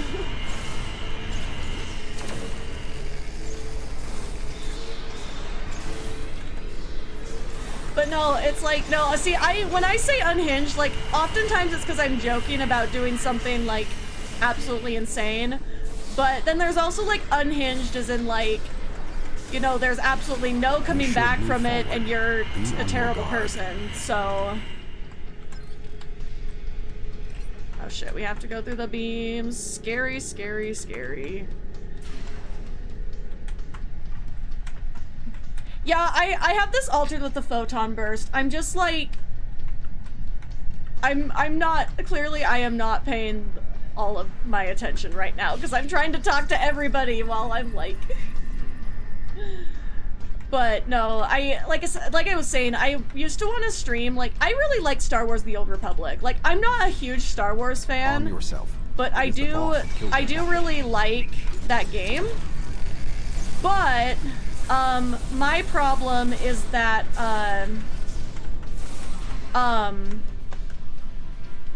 where are they?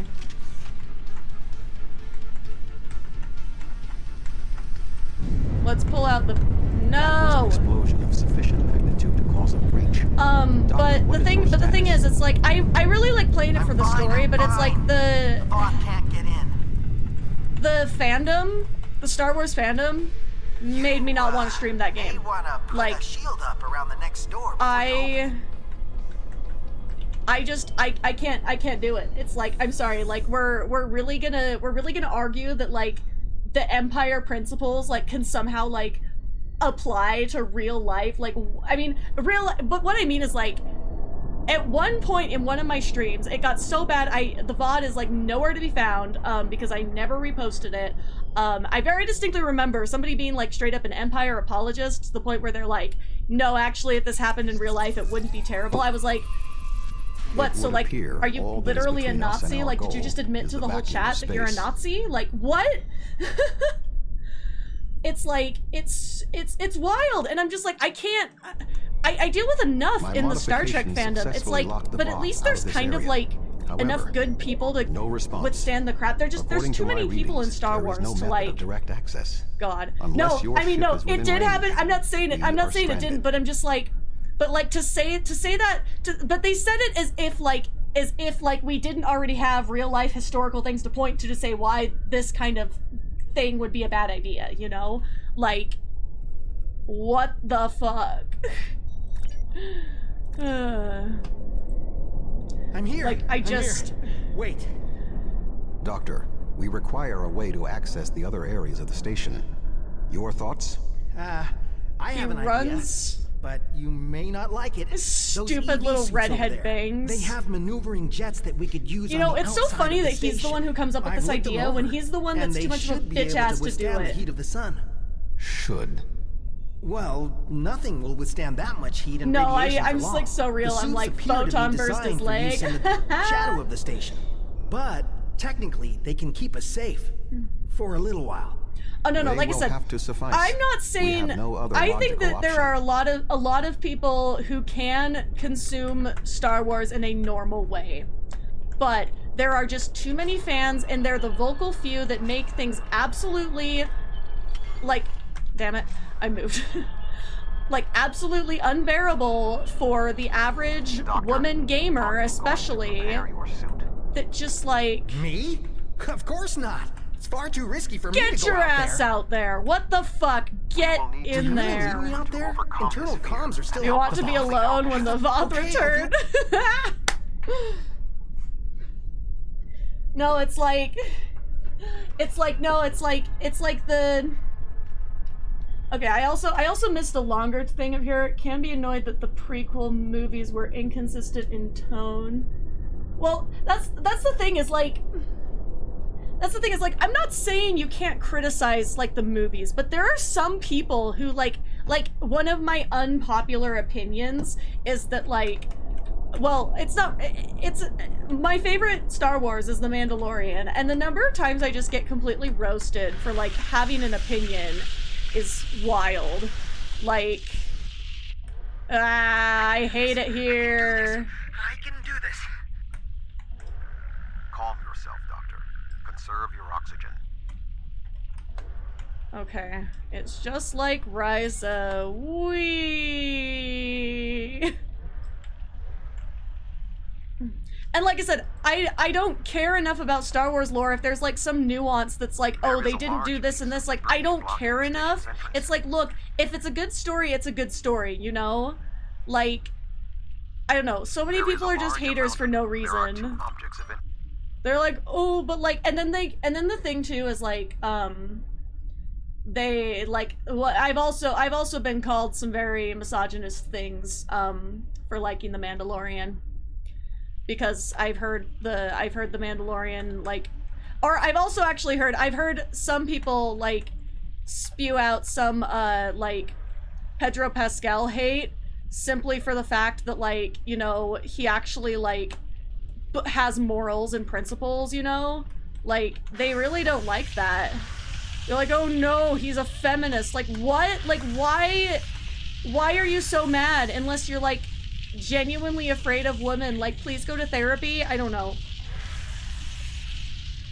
Where did I have this argument? Literally, I hate to say it, this was in like, well, okay, which argument was I talking about? The one about being called misogynistic things and like Pedro Pascal being a feminist. That was in real life. That was someone I met at a convention who brought this up, you know, just, you know, talk about unhinged. Like, this was not a person I even knew. This was a person that, like, wait, where's the entrance? Is it down? Oh, no, it's right there. We have to set out the charge. I don't know what I'm doing.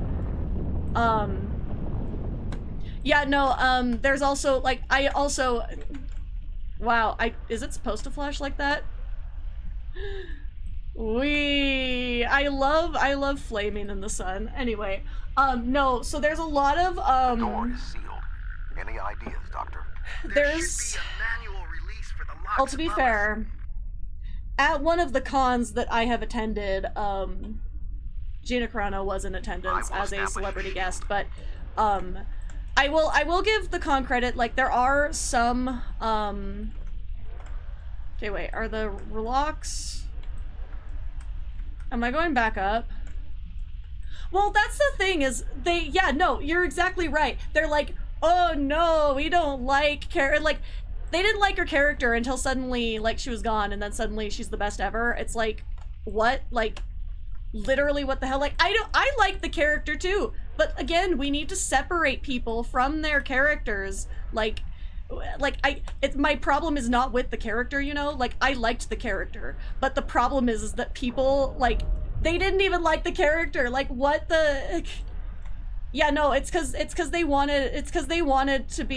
people want to be able to say, like, whatever they want with no consequences, even if that, like, opinion, like, which some of it is not an opinion, it's literally just spewing complete, like, lies, that, like, if that harms people, like, it's no longer, like, it's no longer a matter of, like, your freedom of speech. It's like, and people have also tried to, like, gaslight me about, like, well, she didn't mean, I'm like, no, what, like, why are you going so hard to defend her? I don't get it. Like, again, no one's saying you can't like the character. Like, there's plenty of characters I like, even in the Star Trek universe as well. Like, damn it, I suck at this.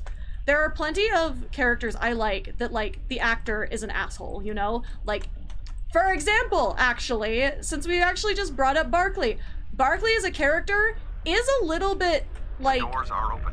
Is a little bit cursed. Like, he's not great, he's kind of creepy, but, like, he's kind of funny. I would, you know, maybe not a good example, because I don't necessarily like him, but the thing is, it's like, his character, but the thing is, it's like, it's not like the character is, like, the character is there to, like, for the plot, you know? And These it's suits like... are fried. I doubt they'll be much use anymore. So can I get out of it? There we go. But it's like, you can't, it's like there, he serves a purpose, and he's there to portray, like, you know, not every, and I really don't think every mental health issue story should be, like, portrayed as, like, this, like, you know, soft, fluffy thing. Like, sometimes there are real, like, terrible realities of people who need help, you know? And so I think Barclay really represents a, like, portraying that in a way that, like, really, like, we don't see all the time. And so it's like, it's just like, you know, it's like, but then it's like the actor, for those who don't know, I'm sorry if this is how you're finding out, the actor's like a major, like, conservative commentator who has said a lot of, not great things. But, you know, Kirk is also an excellent example, but the number of times that I've gone off about Shatner in this chat, like, I know, he's also what I don't want to talk about anymore. The doors. Most unsettling. Yeah, I think the station's defenses are activated. I will admit, I've said so many not nice things about him, and I, like, if anyone tries to tell me, like, they don't like the way I speak about him, I'm like, I'm sorry, he shouldn't speak about trans people on Twitter like that then. Like, he had it coming. Wow. We should move forward Photon before burst. more defenses activate. Back to my rifle. Well, I do agree. I do wish the Section 31 rifle was a little bit more damaged, but when I'm playing story, I play for the vibes and I don't play for the thing. Yeah, but the one thing is that, I will admit that I have a lot of issues with Chakotay as a character as well, because the last part of season 7 completely destroyed Chakotay as a character for me. I was like, the only way I would have been okay with Chakotay is like if they would have just like, look, if they would have just put him with Janeway perhaps. That's age appropriate. But no, they put him with 7 of 9, and I feel like at the stage, 7 of 9 is at the end of, like, Voyager. She's basically a teenager, and it feels a little bit pedo vibes, just a little bit. And I don't like it. It makes me so uncomfortable. But yeah, I mean, and I don't blame Chakotay as a character for the mistakes of, like, the writers not doing their due diligence. However, damn it.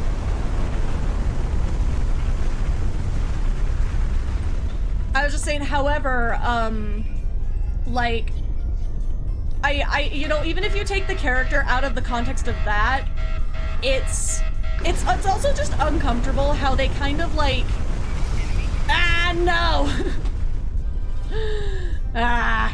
It's fine, I'm a dumbass.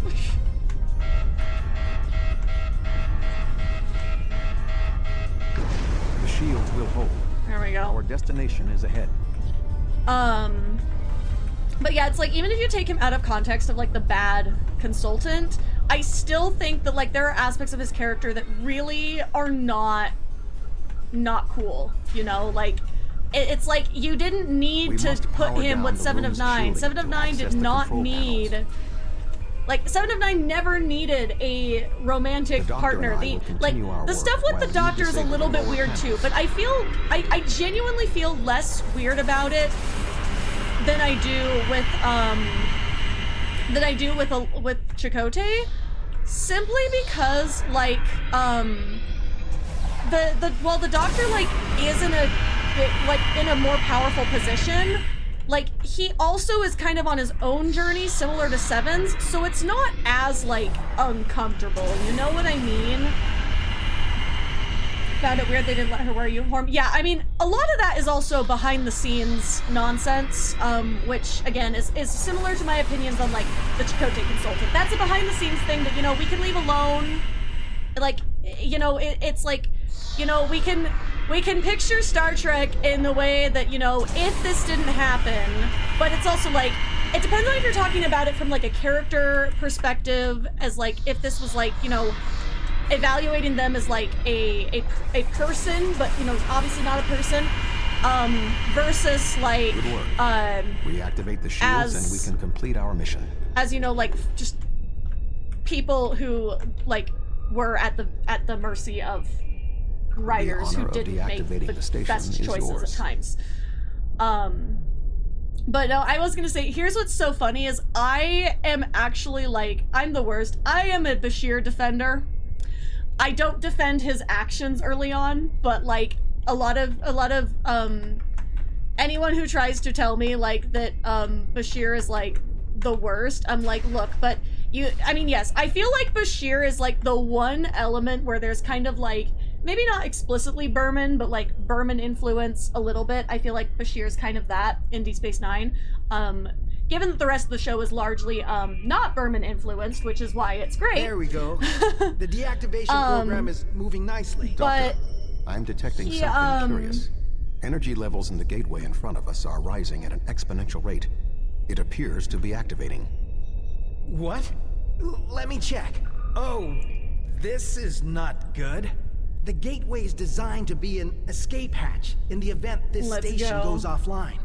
But yeah, basically my opinion on Bashir is like, I think they did him a disservice though, because he really had some great character development to like not be, we have to activate that gate. Not be trying to get with every woman on the station. And then I feel like they kind of undid that by putting him with Ezri, in my personal opinion. I feel like putting him with her was like almost like undid all of this development where he was learning to like know that he didn't need to chase Dax. He didn't need to chase woman for everything. And then it's like they did that and I'm just like, well, like again in my head, like you know what, it didn't fit. And like that's the thing, is that's a writing thing, and I don't think it's like, it does bring down the character, but it's like, you know, I don't want to completely blame the character for that. Like, it's like, because if that didn't happen, it's like, I don't think Bashir is necessarily like a bad person, you know, evaluated. He's not, he's a little bit sus,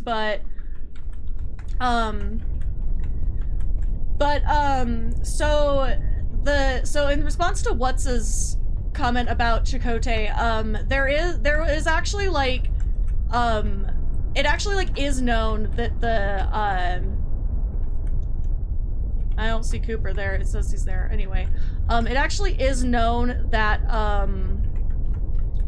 that the consultant that they hired for Voyager is, like, was a fraud, and like that did color a lot of stuff. Like the problem as well is like a lot of like indigenous representation is really kind of not specific, and so people kind of think like, you know, they kind of think of the wait, where am I going? Where is this guy?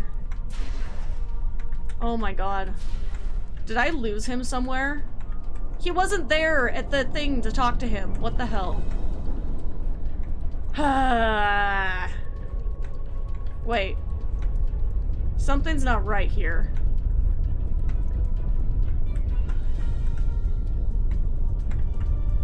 That's not a door. Where is he? Oh.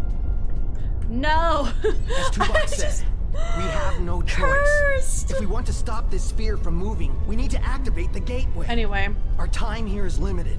The Voth will return. But like I was saying about Chakotay's stuff is like, there is no other option.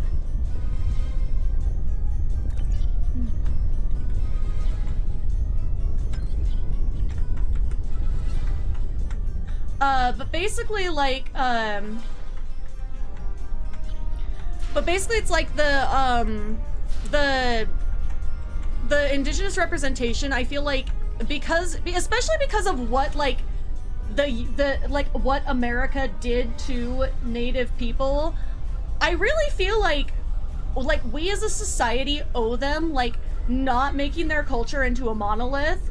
Like I said, I say this stuff, it's like not assuming people don't know, but it's like I like to say this for people who might not know. I feel like I need to use my platform responsibly and say, hey, yeah, there were frauds involved in like Chakotay's conception, and it's unfortunate. I feel like the better thing to do would have been to actually hire an indigenous actor who had a specific culture and then use that culture, because then it could have maybe like educated people on some like better correct information. Like it's you know, and it's like what could have been, like it's done, it's in the past, but you know, we should learn from that and, you know, not do it again in any media, not just Star Trek, but like yeah, it's just like every time I see something where it's like sus, like you know, people are like, oh well, this was really well done. I was like, no, Star Trek needs to do better for real life cultures, and I think they have. But you know, we still haven't really had another attempt at an indigenous character. Yeah, no, Bashir did some fucked up stuff, and that's what I'm saying. I was like, I'm not excusing him in his early seasons, but the thing, and he did kind of go back to that a few times. But I think that ultimate so sorry pinnacle. I wish I could have found a better way. Of his like arc being getting in like being basically getting with Ezri, that felt like a reward for bad behavior. And like again, it feels like he's taking advantage of her because she's like so fucking confused the whole season. I get very passionate about that particular plot point. Do you need transport? Yes. I want to get off this station especially because it stands out. It stands out because like the rest of the Deep Space Nine ending is actually really good. Oh right, this is where the explosion happens. Dyson, 3 to beam up. We can't get a lock. You need to get out of the hot zone. Move! Okay. Now's the running part. Wait, that's not a door. That's not a door. Thank you for following. Welcome to the club. But oh my god, I can't believe someone's bringing up Threshold. You know what? Like, okay, if I ever have like a Jazi stream drinking game, like, you know what? Okay, that would be so funny. I make like a bingo card and make it a drinking game for myself. See, I gotta do this while I'm still like medically able to drink alcohol. Like, I'm gonna do it until the last possible second and I can't anymore. We have a lock on you, sir. Just give the word. But I'm just like, what if like I did like a bingo card and like didn't tell anybody what was on it, but just put like Jazzy stream things and then like take a drink for everyone, and as they're revealed, like if people do them, then I like tell you. Because one of them would be a Tuvix mention, and another one would be a Threshold mention. No, I will say I think that the Star Trek, like I think Paramount specifically has really really fucked up. Oh shit, I'm in a different ship. I think that Paramount specifically has really fucked up with some of their merchandising, because like, why is there no plush? Why do they never make any plush ever? Like, I'm sorry, I would buy all of them. Like, because that's the thing is, I was like, they so much didn't do good merchandising with like, and like they complain they have no money. It's like, okay, well then like do actual marketing. Like, these corporations have gotten so lazy with it to the fact where it's like, yeah, no wonder, like, and then they're like, oh, but this small business can't use our IP. Like, what do you care? You're not making the merch. Like, there's nothing for people to buy from you. Like, you would think that the corporation would want to, like, you know, have people buy things from them, but they don't make them available. Like, and then like, cause we have like 3 main things I'm seeing. Like, you know, there is like the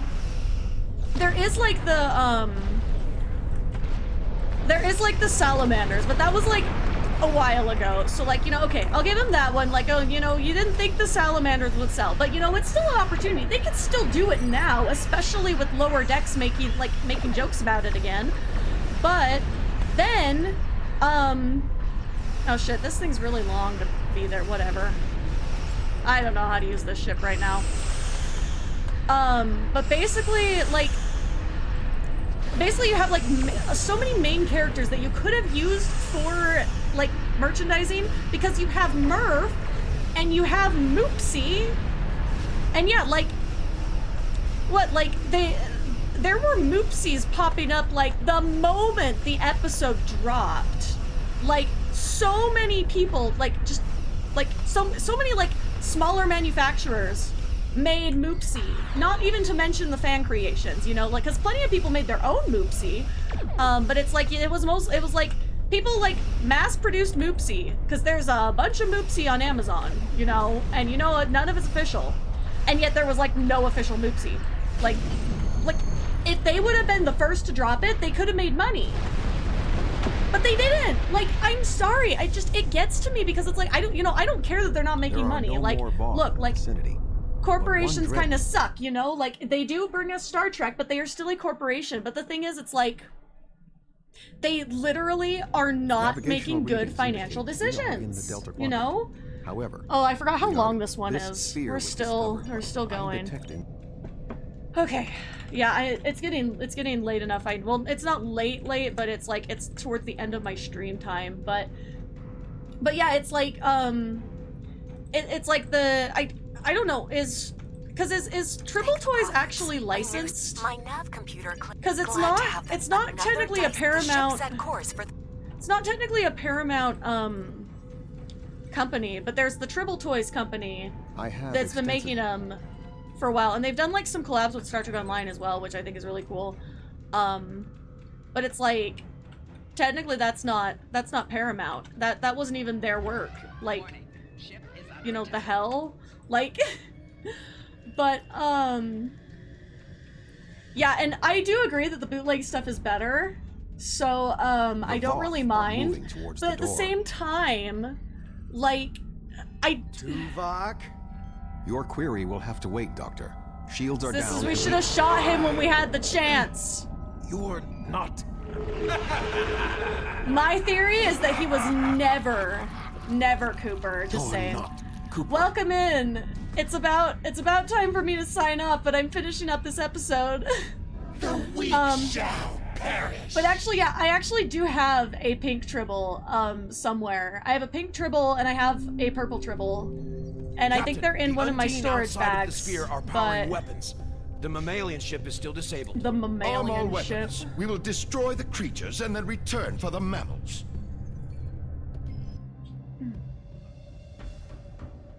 But yeah, it's like, we should be slamming we should be roasting Paramount for the lack of merch, because they can't complain that they have no money to produce Star Trek and then also, like, not have any merch. Like, it's like, do you want money or do you not want money from fans? We are in danger. Like, you can't, clearly we've proven that the streaming model is not sustainable for people who want to make content. So, like, you have to market, and just, these corporations have no excuse. Like, however, Paramount does not have an excuse for being bad at marketing. They have, like, so many resources. Well, maybe not anymore, but survive to warn the Alpha Quadrant of the renewed threat. But the one thing with Star Wars is that, you know, they have Disney money. So, finally, like, a worthy adversary for and again, my new because ship. Disney's actually good at marketing. You know what I'm saying? Like, you don't have this problem of, like, they just, I guess, don't have, like, because especially, it's not like they don't have merch, it's just that the merch is not stuff people are gonna want to buy.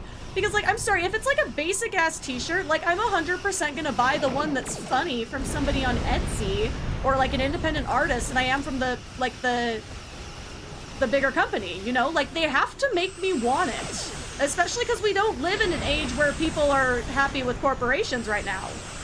You know? Like, the only thing Paramount's got going for is the fact they keep making more Star Trek. If they didn't make more Star Trek, like, I'm not sporting them, you know? But they did the... Get angry. I rectify. But they did the like giveaway for the Murph plushies, like at the Comic-Con or whatever, the one time, and then they like didn't ever make those for like the masses. I'm like, really? Missed opportunity, huge missed opportunity. Like, I was all ready for them to make, like, them to drop those like mini ones at the con and then like make a, like, I don't know, like full-size one online. But no. Because actually, I think that honestly, the ones that were little that they made for the Comic-Con, I thought they were a little weird looking, but sometimes, like, plushies just don't, like, make well, you know? Like, sometimes, like, if you make a plushie small, they're gonna have, like, a seam or whatever. That's just the nature of, like, things that are sewn. But it's like, you know, it might look deformed, but, you know, that's better than nothing. God, okay, the Tribble toys, Tribbles are so fun. Because actually, it's a funny story. Back in the day, I actually won one of the giveaways with the collab with Star Trek Online and Tribble Toys for one of the Star Trek Online Tribbles. So that's why I have the purple one. I think it's like the, whatever it's called that I can't remember the name of right now. I mean, again, okay, look, there's a couple things about the 8, I'm so behind, whatever. The 8 episode a season formula, there's a couple things with that, because I have mixed feelings on it, because in one way, the way that TV was produced in the 90s is not exactly sustainable, especially in today's world where people's standards are way too high for, like, for content, you know? Like, people will, like, you know, if they don't put in the best VFX, like, people are gonna complain. But it's like,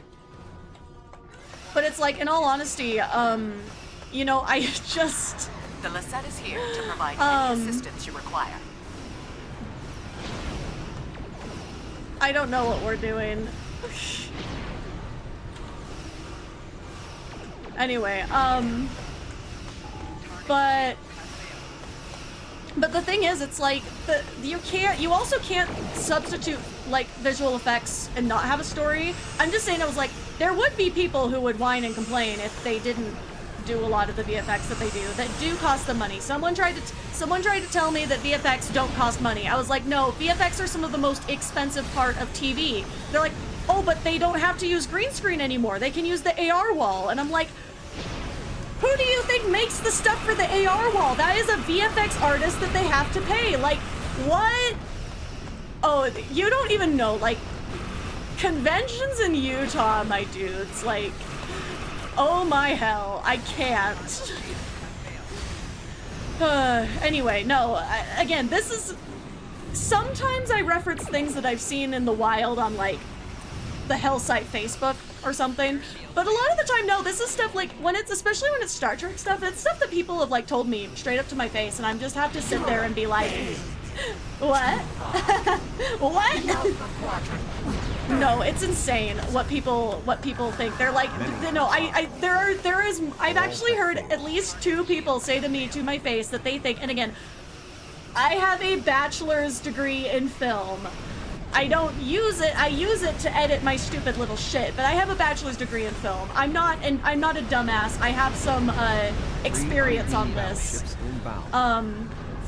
But yeah, it's like they act like they don't have to hire an artist to make the content for the AR wall, and I'm like, and again, it's not like they just use that footage and go. Like, there's other things to put in there. Like, VFX is a process, and it's an art form, and it's one of the things where it's like, people are like, well, they should just replace it with AI. Don't replace it with AI, or you lose the fact that it's an art form.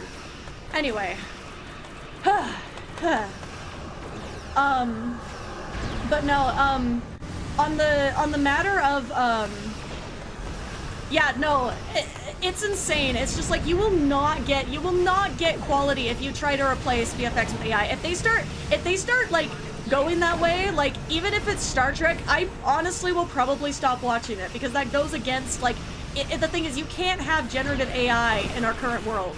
Like, it is too much power. The only reason that they get to kind of have a version of it in Star Trek is because they live in a whole different society. It's not that we should look to that as, oh, we can do that right now, because again, like, those are people's jobs. VFX departments for, like, big budget movies can be hundreds of people. And that's hundreds of people out of a job if they try to replace it with AI, especially because all of the AI is completely based off of the work that they did.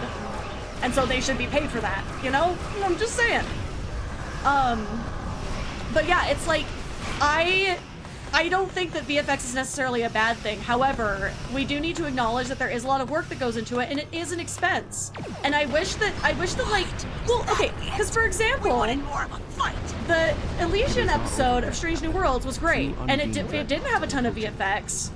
You know that wasn't the only thing that probably took up their budget on that was, like, yeah, they had to have different costumes, but it was like they used the same set. They had some VFX, but it wasn't like, you know, the really major stuff. It wasn't like, you know, the chase sequence in Discovery that, you know, was expensive to shoot. Like,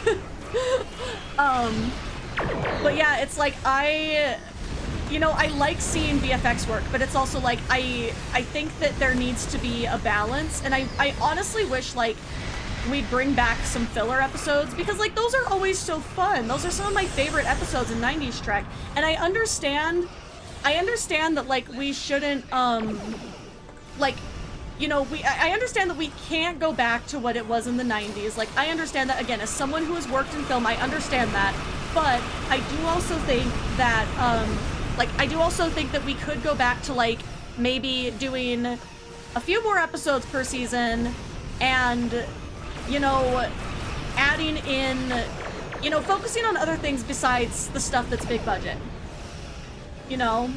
That's what I think. Like, it's like unfortunately, we're never gonna go back to 26 episodes a season again. That's like insane, and that only happens on shows that either have infinite amounts of money or like, you know, all the time in the world, which, you know, we don't have that anymore, unfortunately. But there are things that they could do that like, I'm just like, because I know how film production works. I might not know all of it, but I know a little bit about it. I think there's things they could do to schedule a little bit more efficiently and make it so it's not a huge burden on the actors and crew, but like give us a few more episodes, you know? But also, I will say also, animation and such is different because you don't have the same timeline on animation. You can take forever to produce an animation show because your voice actors are a voice, and the voice is not gonna age as fast as your real life actors, you know? Like, you know, unless you have like some like small prepubescent child voicing a character, that's the only thing that's really gonna change. And even then, it's like, technically in animation you can recast. Not necessarily that you should, but you can, technically. Like, it is an option. And so animation is really different, and it's why it sucks that they're ending Lower Decks, because like, Lower Decks was the way that we got a lot of really cool stuff because the animation format gave us more, you know?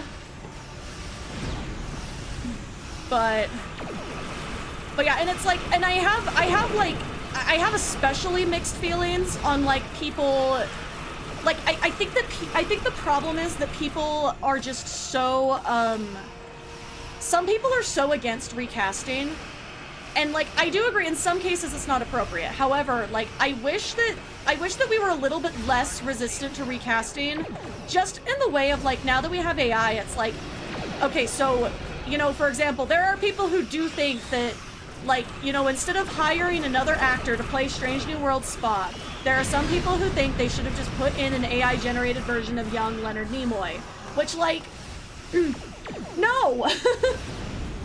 I'm sorry, no. We should not do that. We should never do that. Like, it's just like, you know, it's not bad. Like, characters can be portrayed by different people, and you can have an opinion on their performance. You can always have an opinion. That's not what I'm saying. But I do think that that we need to be less resistant to recasting, just for the simple reason of like, that is a person who is trying their best, and like, that is a person who's getting a job and a really cool opportunity. But, and the thing is, and you know, like, it would be a little bit different too. Like, I'm not necessarily like saying like a computer voice or something. I'm talking about like main characters where they can now recreate an entire person's likeness and stick them in there. I do think, I think that there are some ways that it could be used for good. I just think that there's also like some ways that it can really be used for bad. And until we have like laws surrounding that, it needs to be like, there needs to be a step back taken from AI projects and such. But that's just my take. Again, I've just given up on ever being able to actually make a lot of money as a freelance editor, because it's like, people can do that with AI now too. Like, and people won't pay me what my time is worth, because like, I'm like, if I have to do an 8-hour editing session, like, $50 is not enough for that, you know, and that's what people are willing to pay, so it's like, I'm just not gonna do it. That's like 8 hours I could be spending making more dumb shit for myself, like, why are these fuckers taking so long to kill? I don't even know how this ship works, because like, I am not familiar with this layout or build. Maybe? Oh, it's so close. Okay, I'm sorry. I can't keep up with all of chat. I'm like all over my stream time. I gotta go soon, but I got to finish this off. What the hell? God damn it.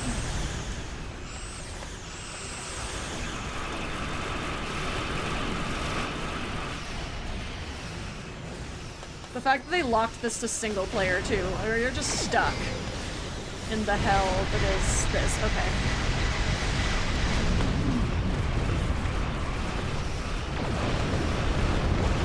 Well, as far as keybinds are kind of useless to me because the way my fingers don't work well. If y'all missed it earlier, I was talking about being 25 years old and diagnosed with arthritis. Yay! I can't do the reaches to control. I can't do the reaches anymore to do like Control or Alt. Well, I have the space bar. I have the space bar active, but as far as like doing like the one key, like I can't if I sit and I have to reach up to all those different keys. My hand tires out so much faster than it does just spamming mouse clicking. Like, even now, like, my pinky finger is swelling up as we speak, which is why I said, I was like, it's the end of my stream time. I've gone for 2 hours and 40 minutes, which is too much time. No, this ends now. Whatever. Are you prepared to back that statement with action? Fighting over this sphere. The Klingon have fun, y'all. However, y'all can argue. It's not my problem. We have fulfilled our mission to neutral. Oh my god. Okay, I'll catch up on chat one last time and then. This sphere is only accessible this is their argument. an Alliance-controlled gateway. Then perhaps it is time to end this alliance. My hand. This is neither the time nor the place for this. Commander Jarrah is correct. The Undine are a threat to us all. Now they have direct access to our space. I propose a summit. I love we cursed must lip decide movement together too, what we must do to protect the I Alpha stan Quadrant. him. Our disputes may need to be put aside in the face of a greater enemy. I volunteer to mediate these talks. Dr. Cooper manipulated me to achieve his goals. It is only logical that I take responsibility for what has happened here. Very well, Responsibility. Vulcan. We will finish this later. Little did he know, that's not the end of Dr. Cooper's being a menace. Anyway, yeah, animated series doesn't get enough credit, especially for like, I'm sorry, the series is comedy gold. Like, people get so mad at it, they're like, it's cringy. I'm like, okay, but watch it and just like appreciate it for what it is, and actually it's hilarious. I don't know what my ship needs. Probably, well, this deflector is shit right now, but I feel like maybe well, wait, I can get better engines later. Because I feel like I need to get competitive engines on this ship.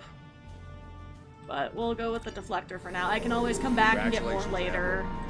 Okay, anyway. But yeah, like, animation doesn't get enough credit in the long run, and it's like I said, it's why it's so sad like Lower Decks is ending, because Lower Decks had so much longevity. Like, Lower Decks could have gone on for a long ass time, because again, you don't have the issue of like actors aging. Like, they could have taken a year off and then come back and still made the same show. Like, you can't always do that with live action, because, like, you know, the natural course of life. Like, it's weird, like, oh, this takes place a month later and then your actor looks 10 years older. Like, that's not, so it's like, anyway, I always wonder why the authors of storyboard aren't made to take their time. Yeah, it's like if you, I just, sometimes it's like, there should be, I wish in some things, like, again, animation has that a lot of the time. Like, there is so much effort put into even like those early stages, and it's not recognized in the way that it should be, because like people are like, cartoons are for kids. Shut your mouth! Anyway, okay, I'm on my rambling shit, and I gotta get my dinner and stuff and wrap it up for the evening, but Damn it, they changed the... No, they changed the... They changed the layout of the Twitch app, and it's awful! No! Why does it look like it looks like I'm scrolling TikTok live? Oh my god, that's horrifying. Okay. I am calm. I am calm. Okay, let's find someone to raid. I'm not able to wait 12 minutes. I've gone 43 minutes over when I was supposed to be streaming, y'all. I have things to do tonight, and I have to eat food. But we'll hop over to Dark Mom. We go to Dark Mom a lot, but we'll go. But yeah, it's not like it's a new concept for cartoons to not be for kids. It's just that, like, people are silly, and they say like shit. Anyway, I've never actually watched the entirety of Batman animated series, but, like, again, I can appreciate shit for what it is, just knowing, like, knowing about it, sort of, you know, like, I'm not trying to be a hater, like, I find it difficult to get into new shows, even if they're, like, old new shows, because, like, every time I try to start a new show, it's like, if it doesn't become a hyperfixation real fast, it's suddenly like, yes, I'm gonna go back and watch one of my hyperfixation shows now. Like, it's such a problem, like, especially where, like, my mental health, like, tanks, like, approximately 4 times a year to the point where I don't want to do anything. It's like, I have to have my Star Trek to keep me sane. Or sometimes The Mandalorian. Sometimes the Mandalorian is also, like, a, like, hyperfixation show on the rotation. Yeah, well, like, I've seen it. Like, I am aware of it. But yeah, I'm just gonna send you over. I'm sorry. I would love to stay in chat, but, like, I can't anymore. Maybe next time we'll raid something else. We'll raid someone else. But anyway, thank you so much, everyone, for joining me. And if you'd like to support me other places, all of my links are in my panels below, and check those out. All right, have a good rest of your day/night, everyone, and stick around for the raid. Bye.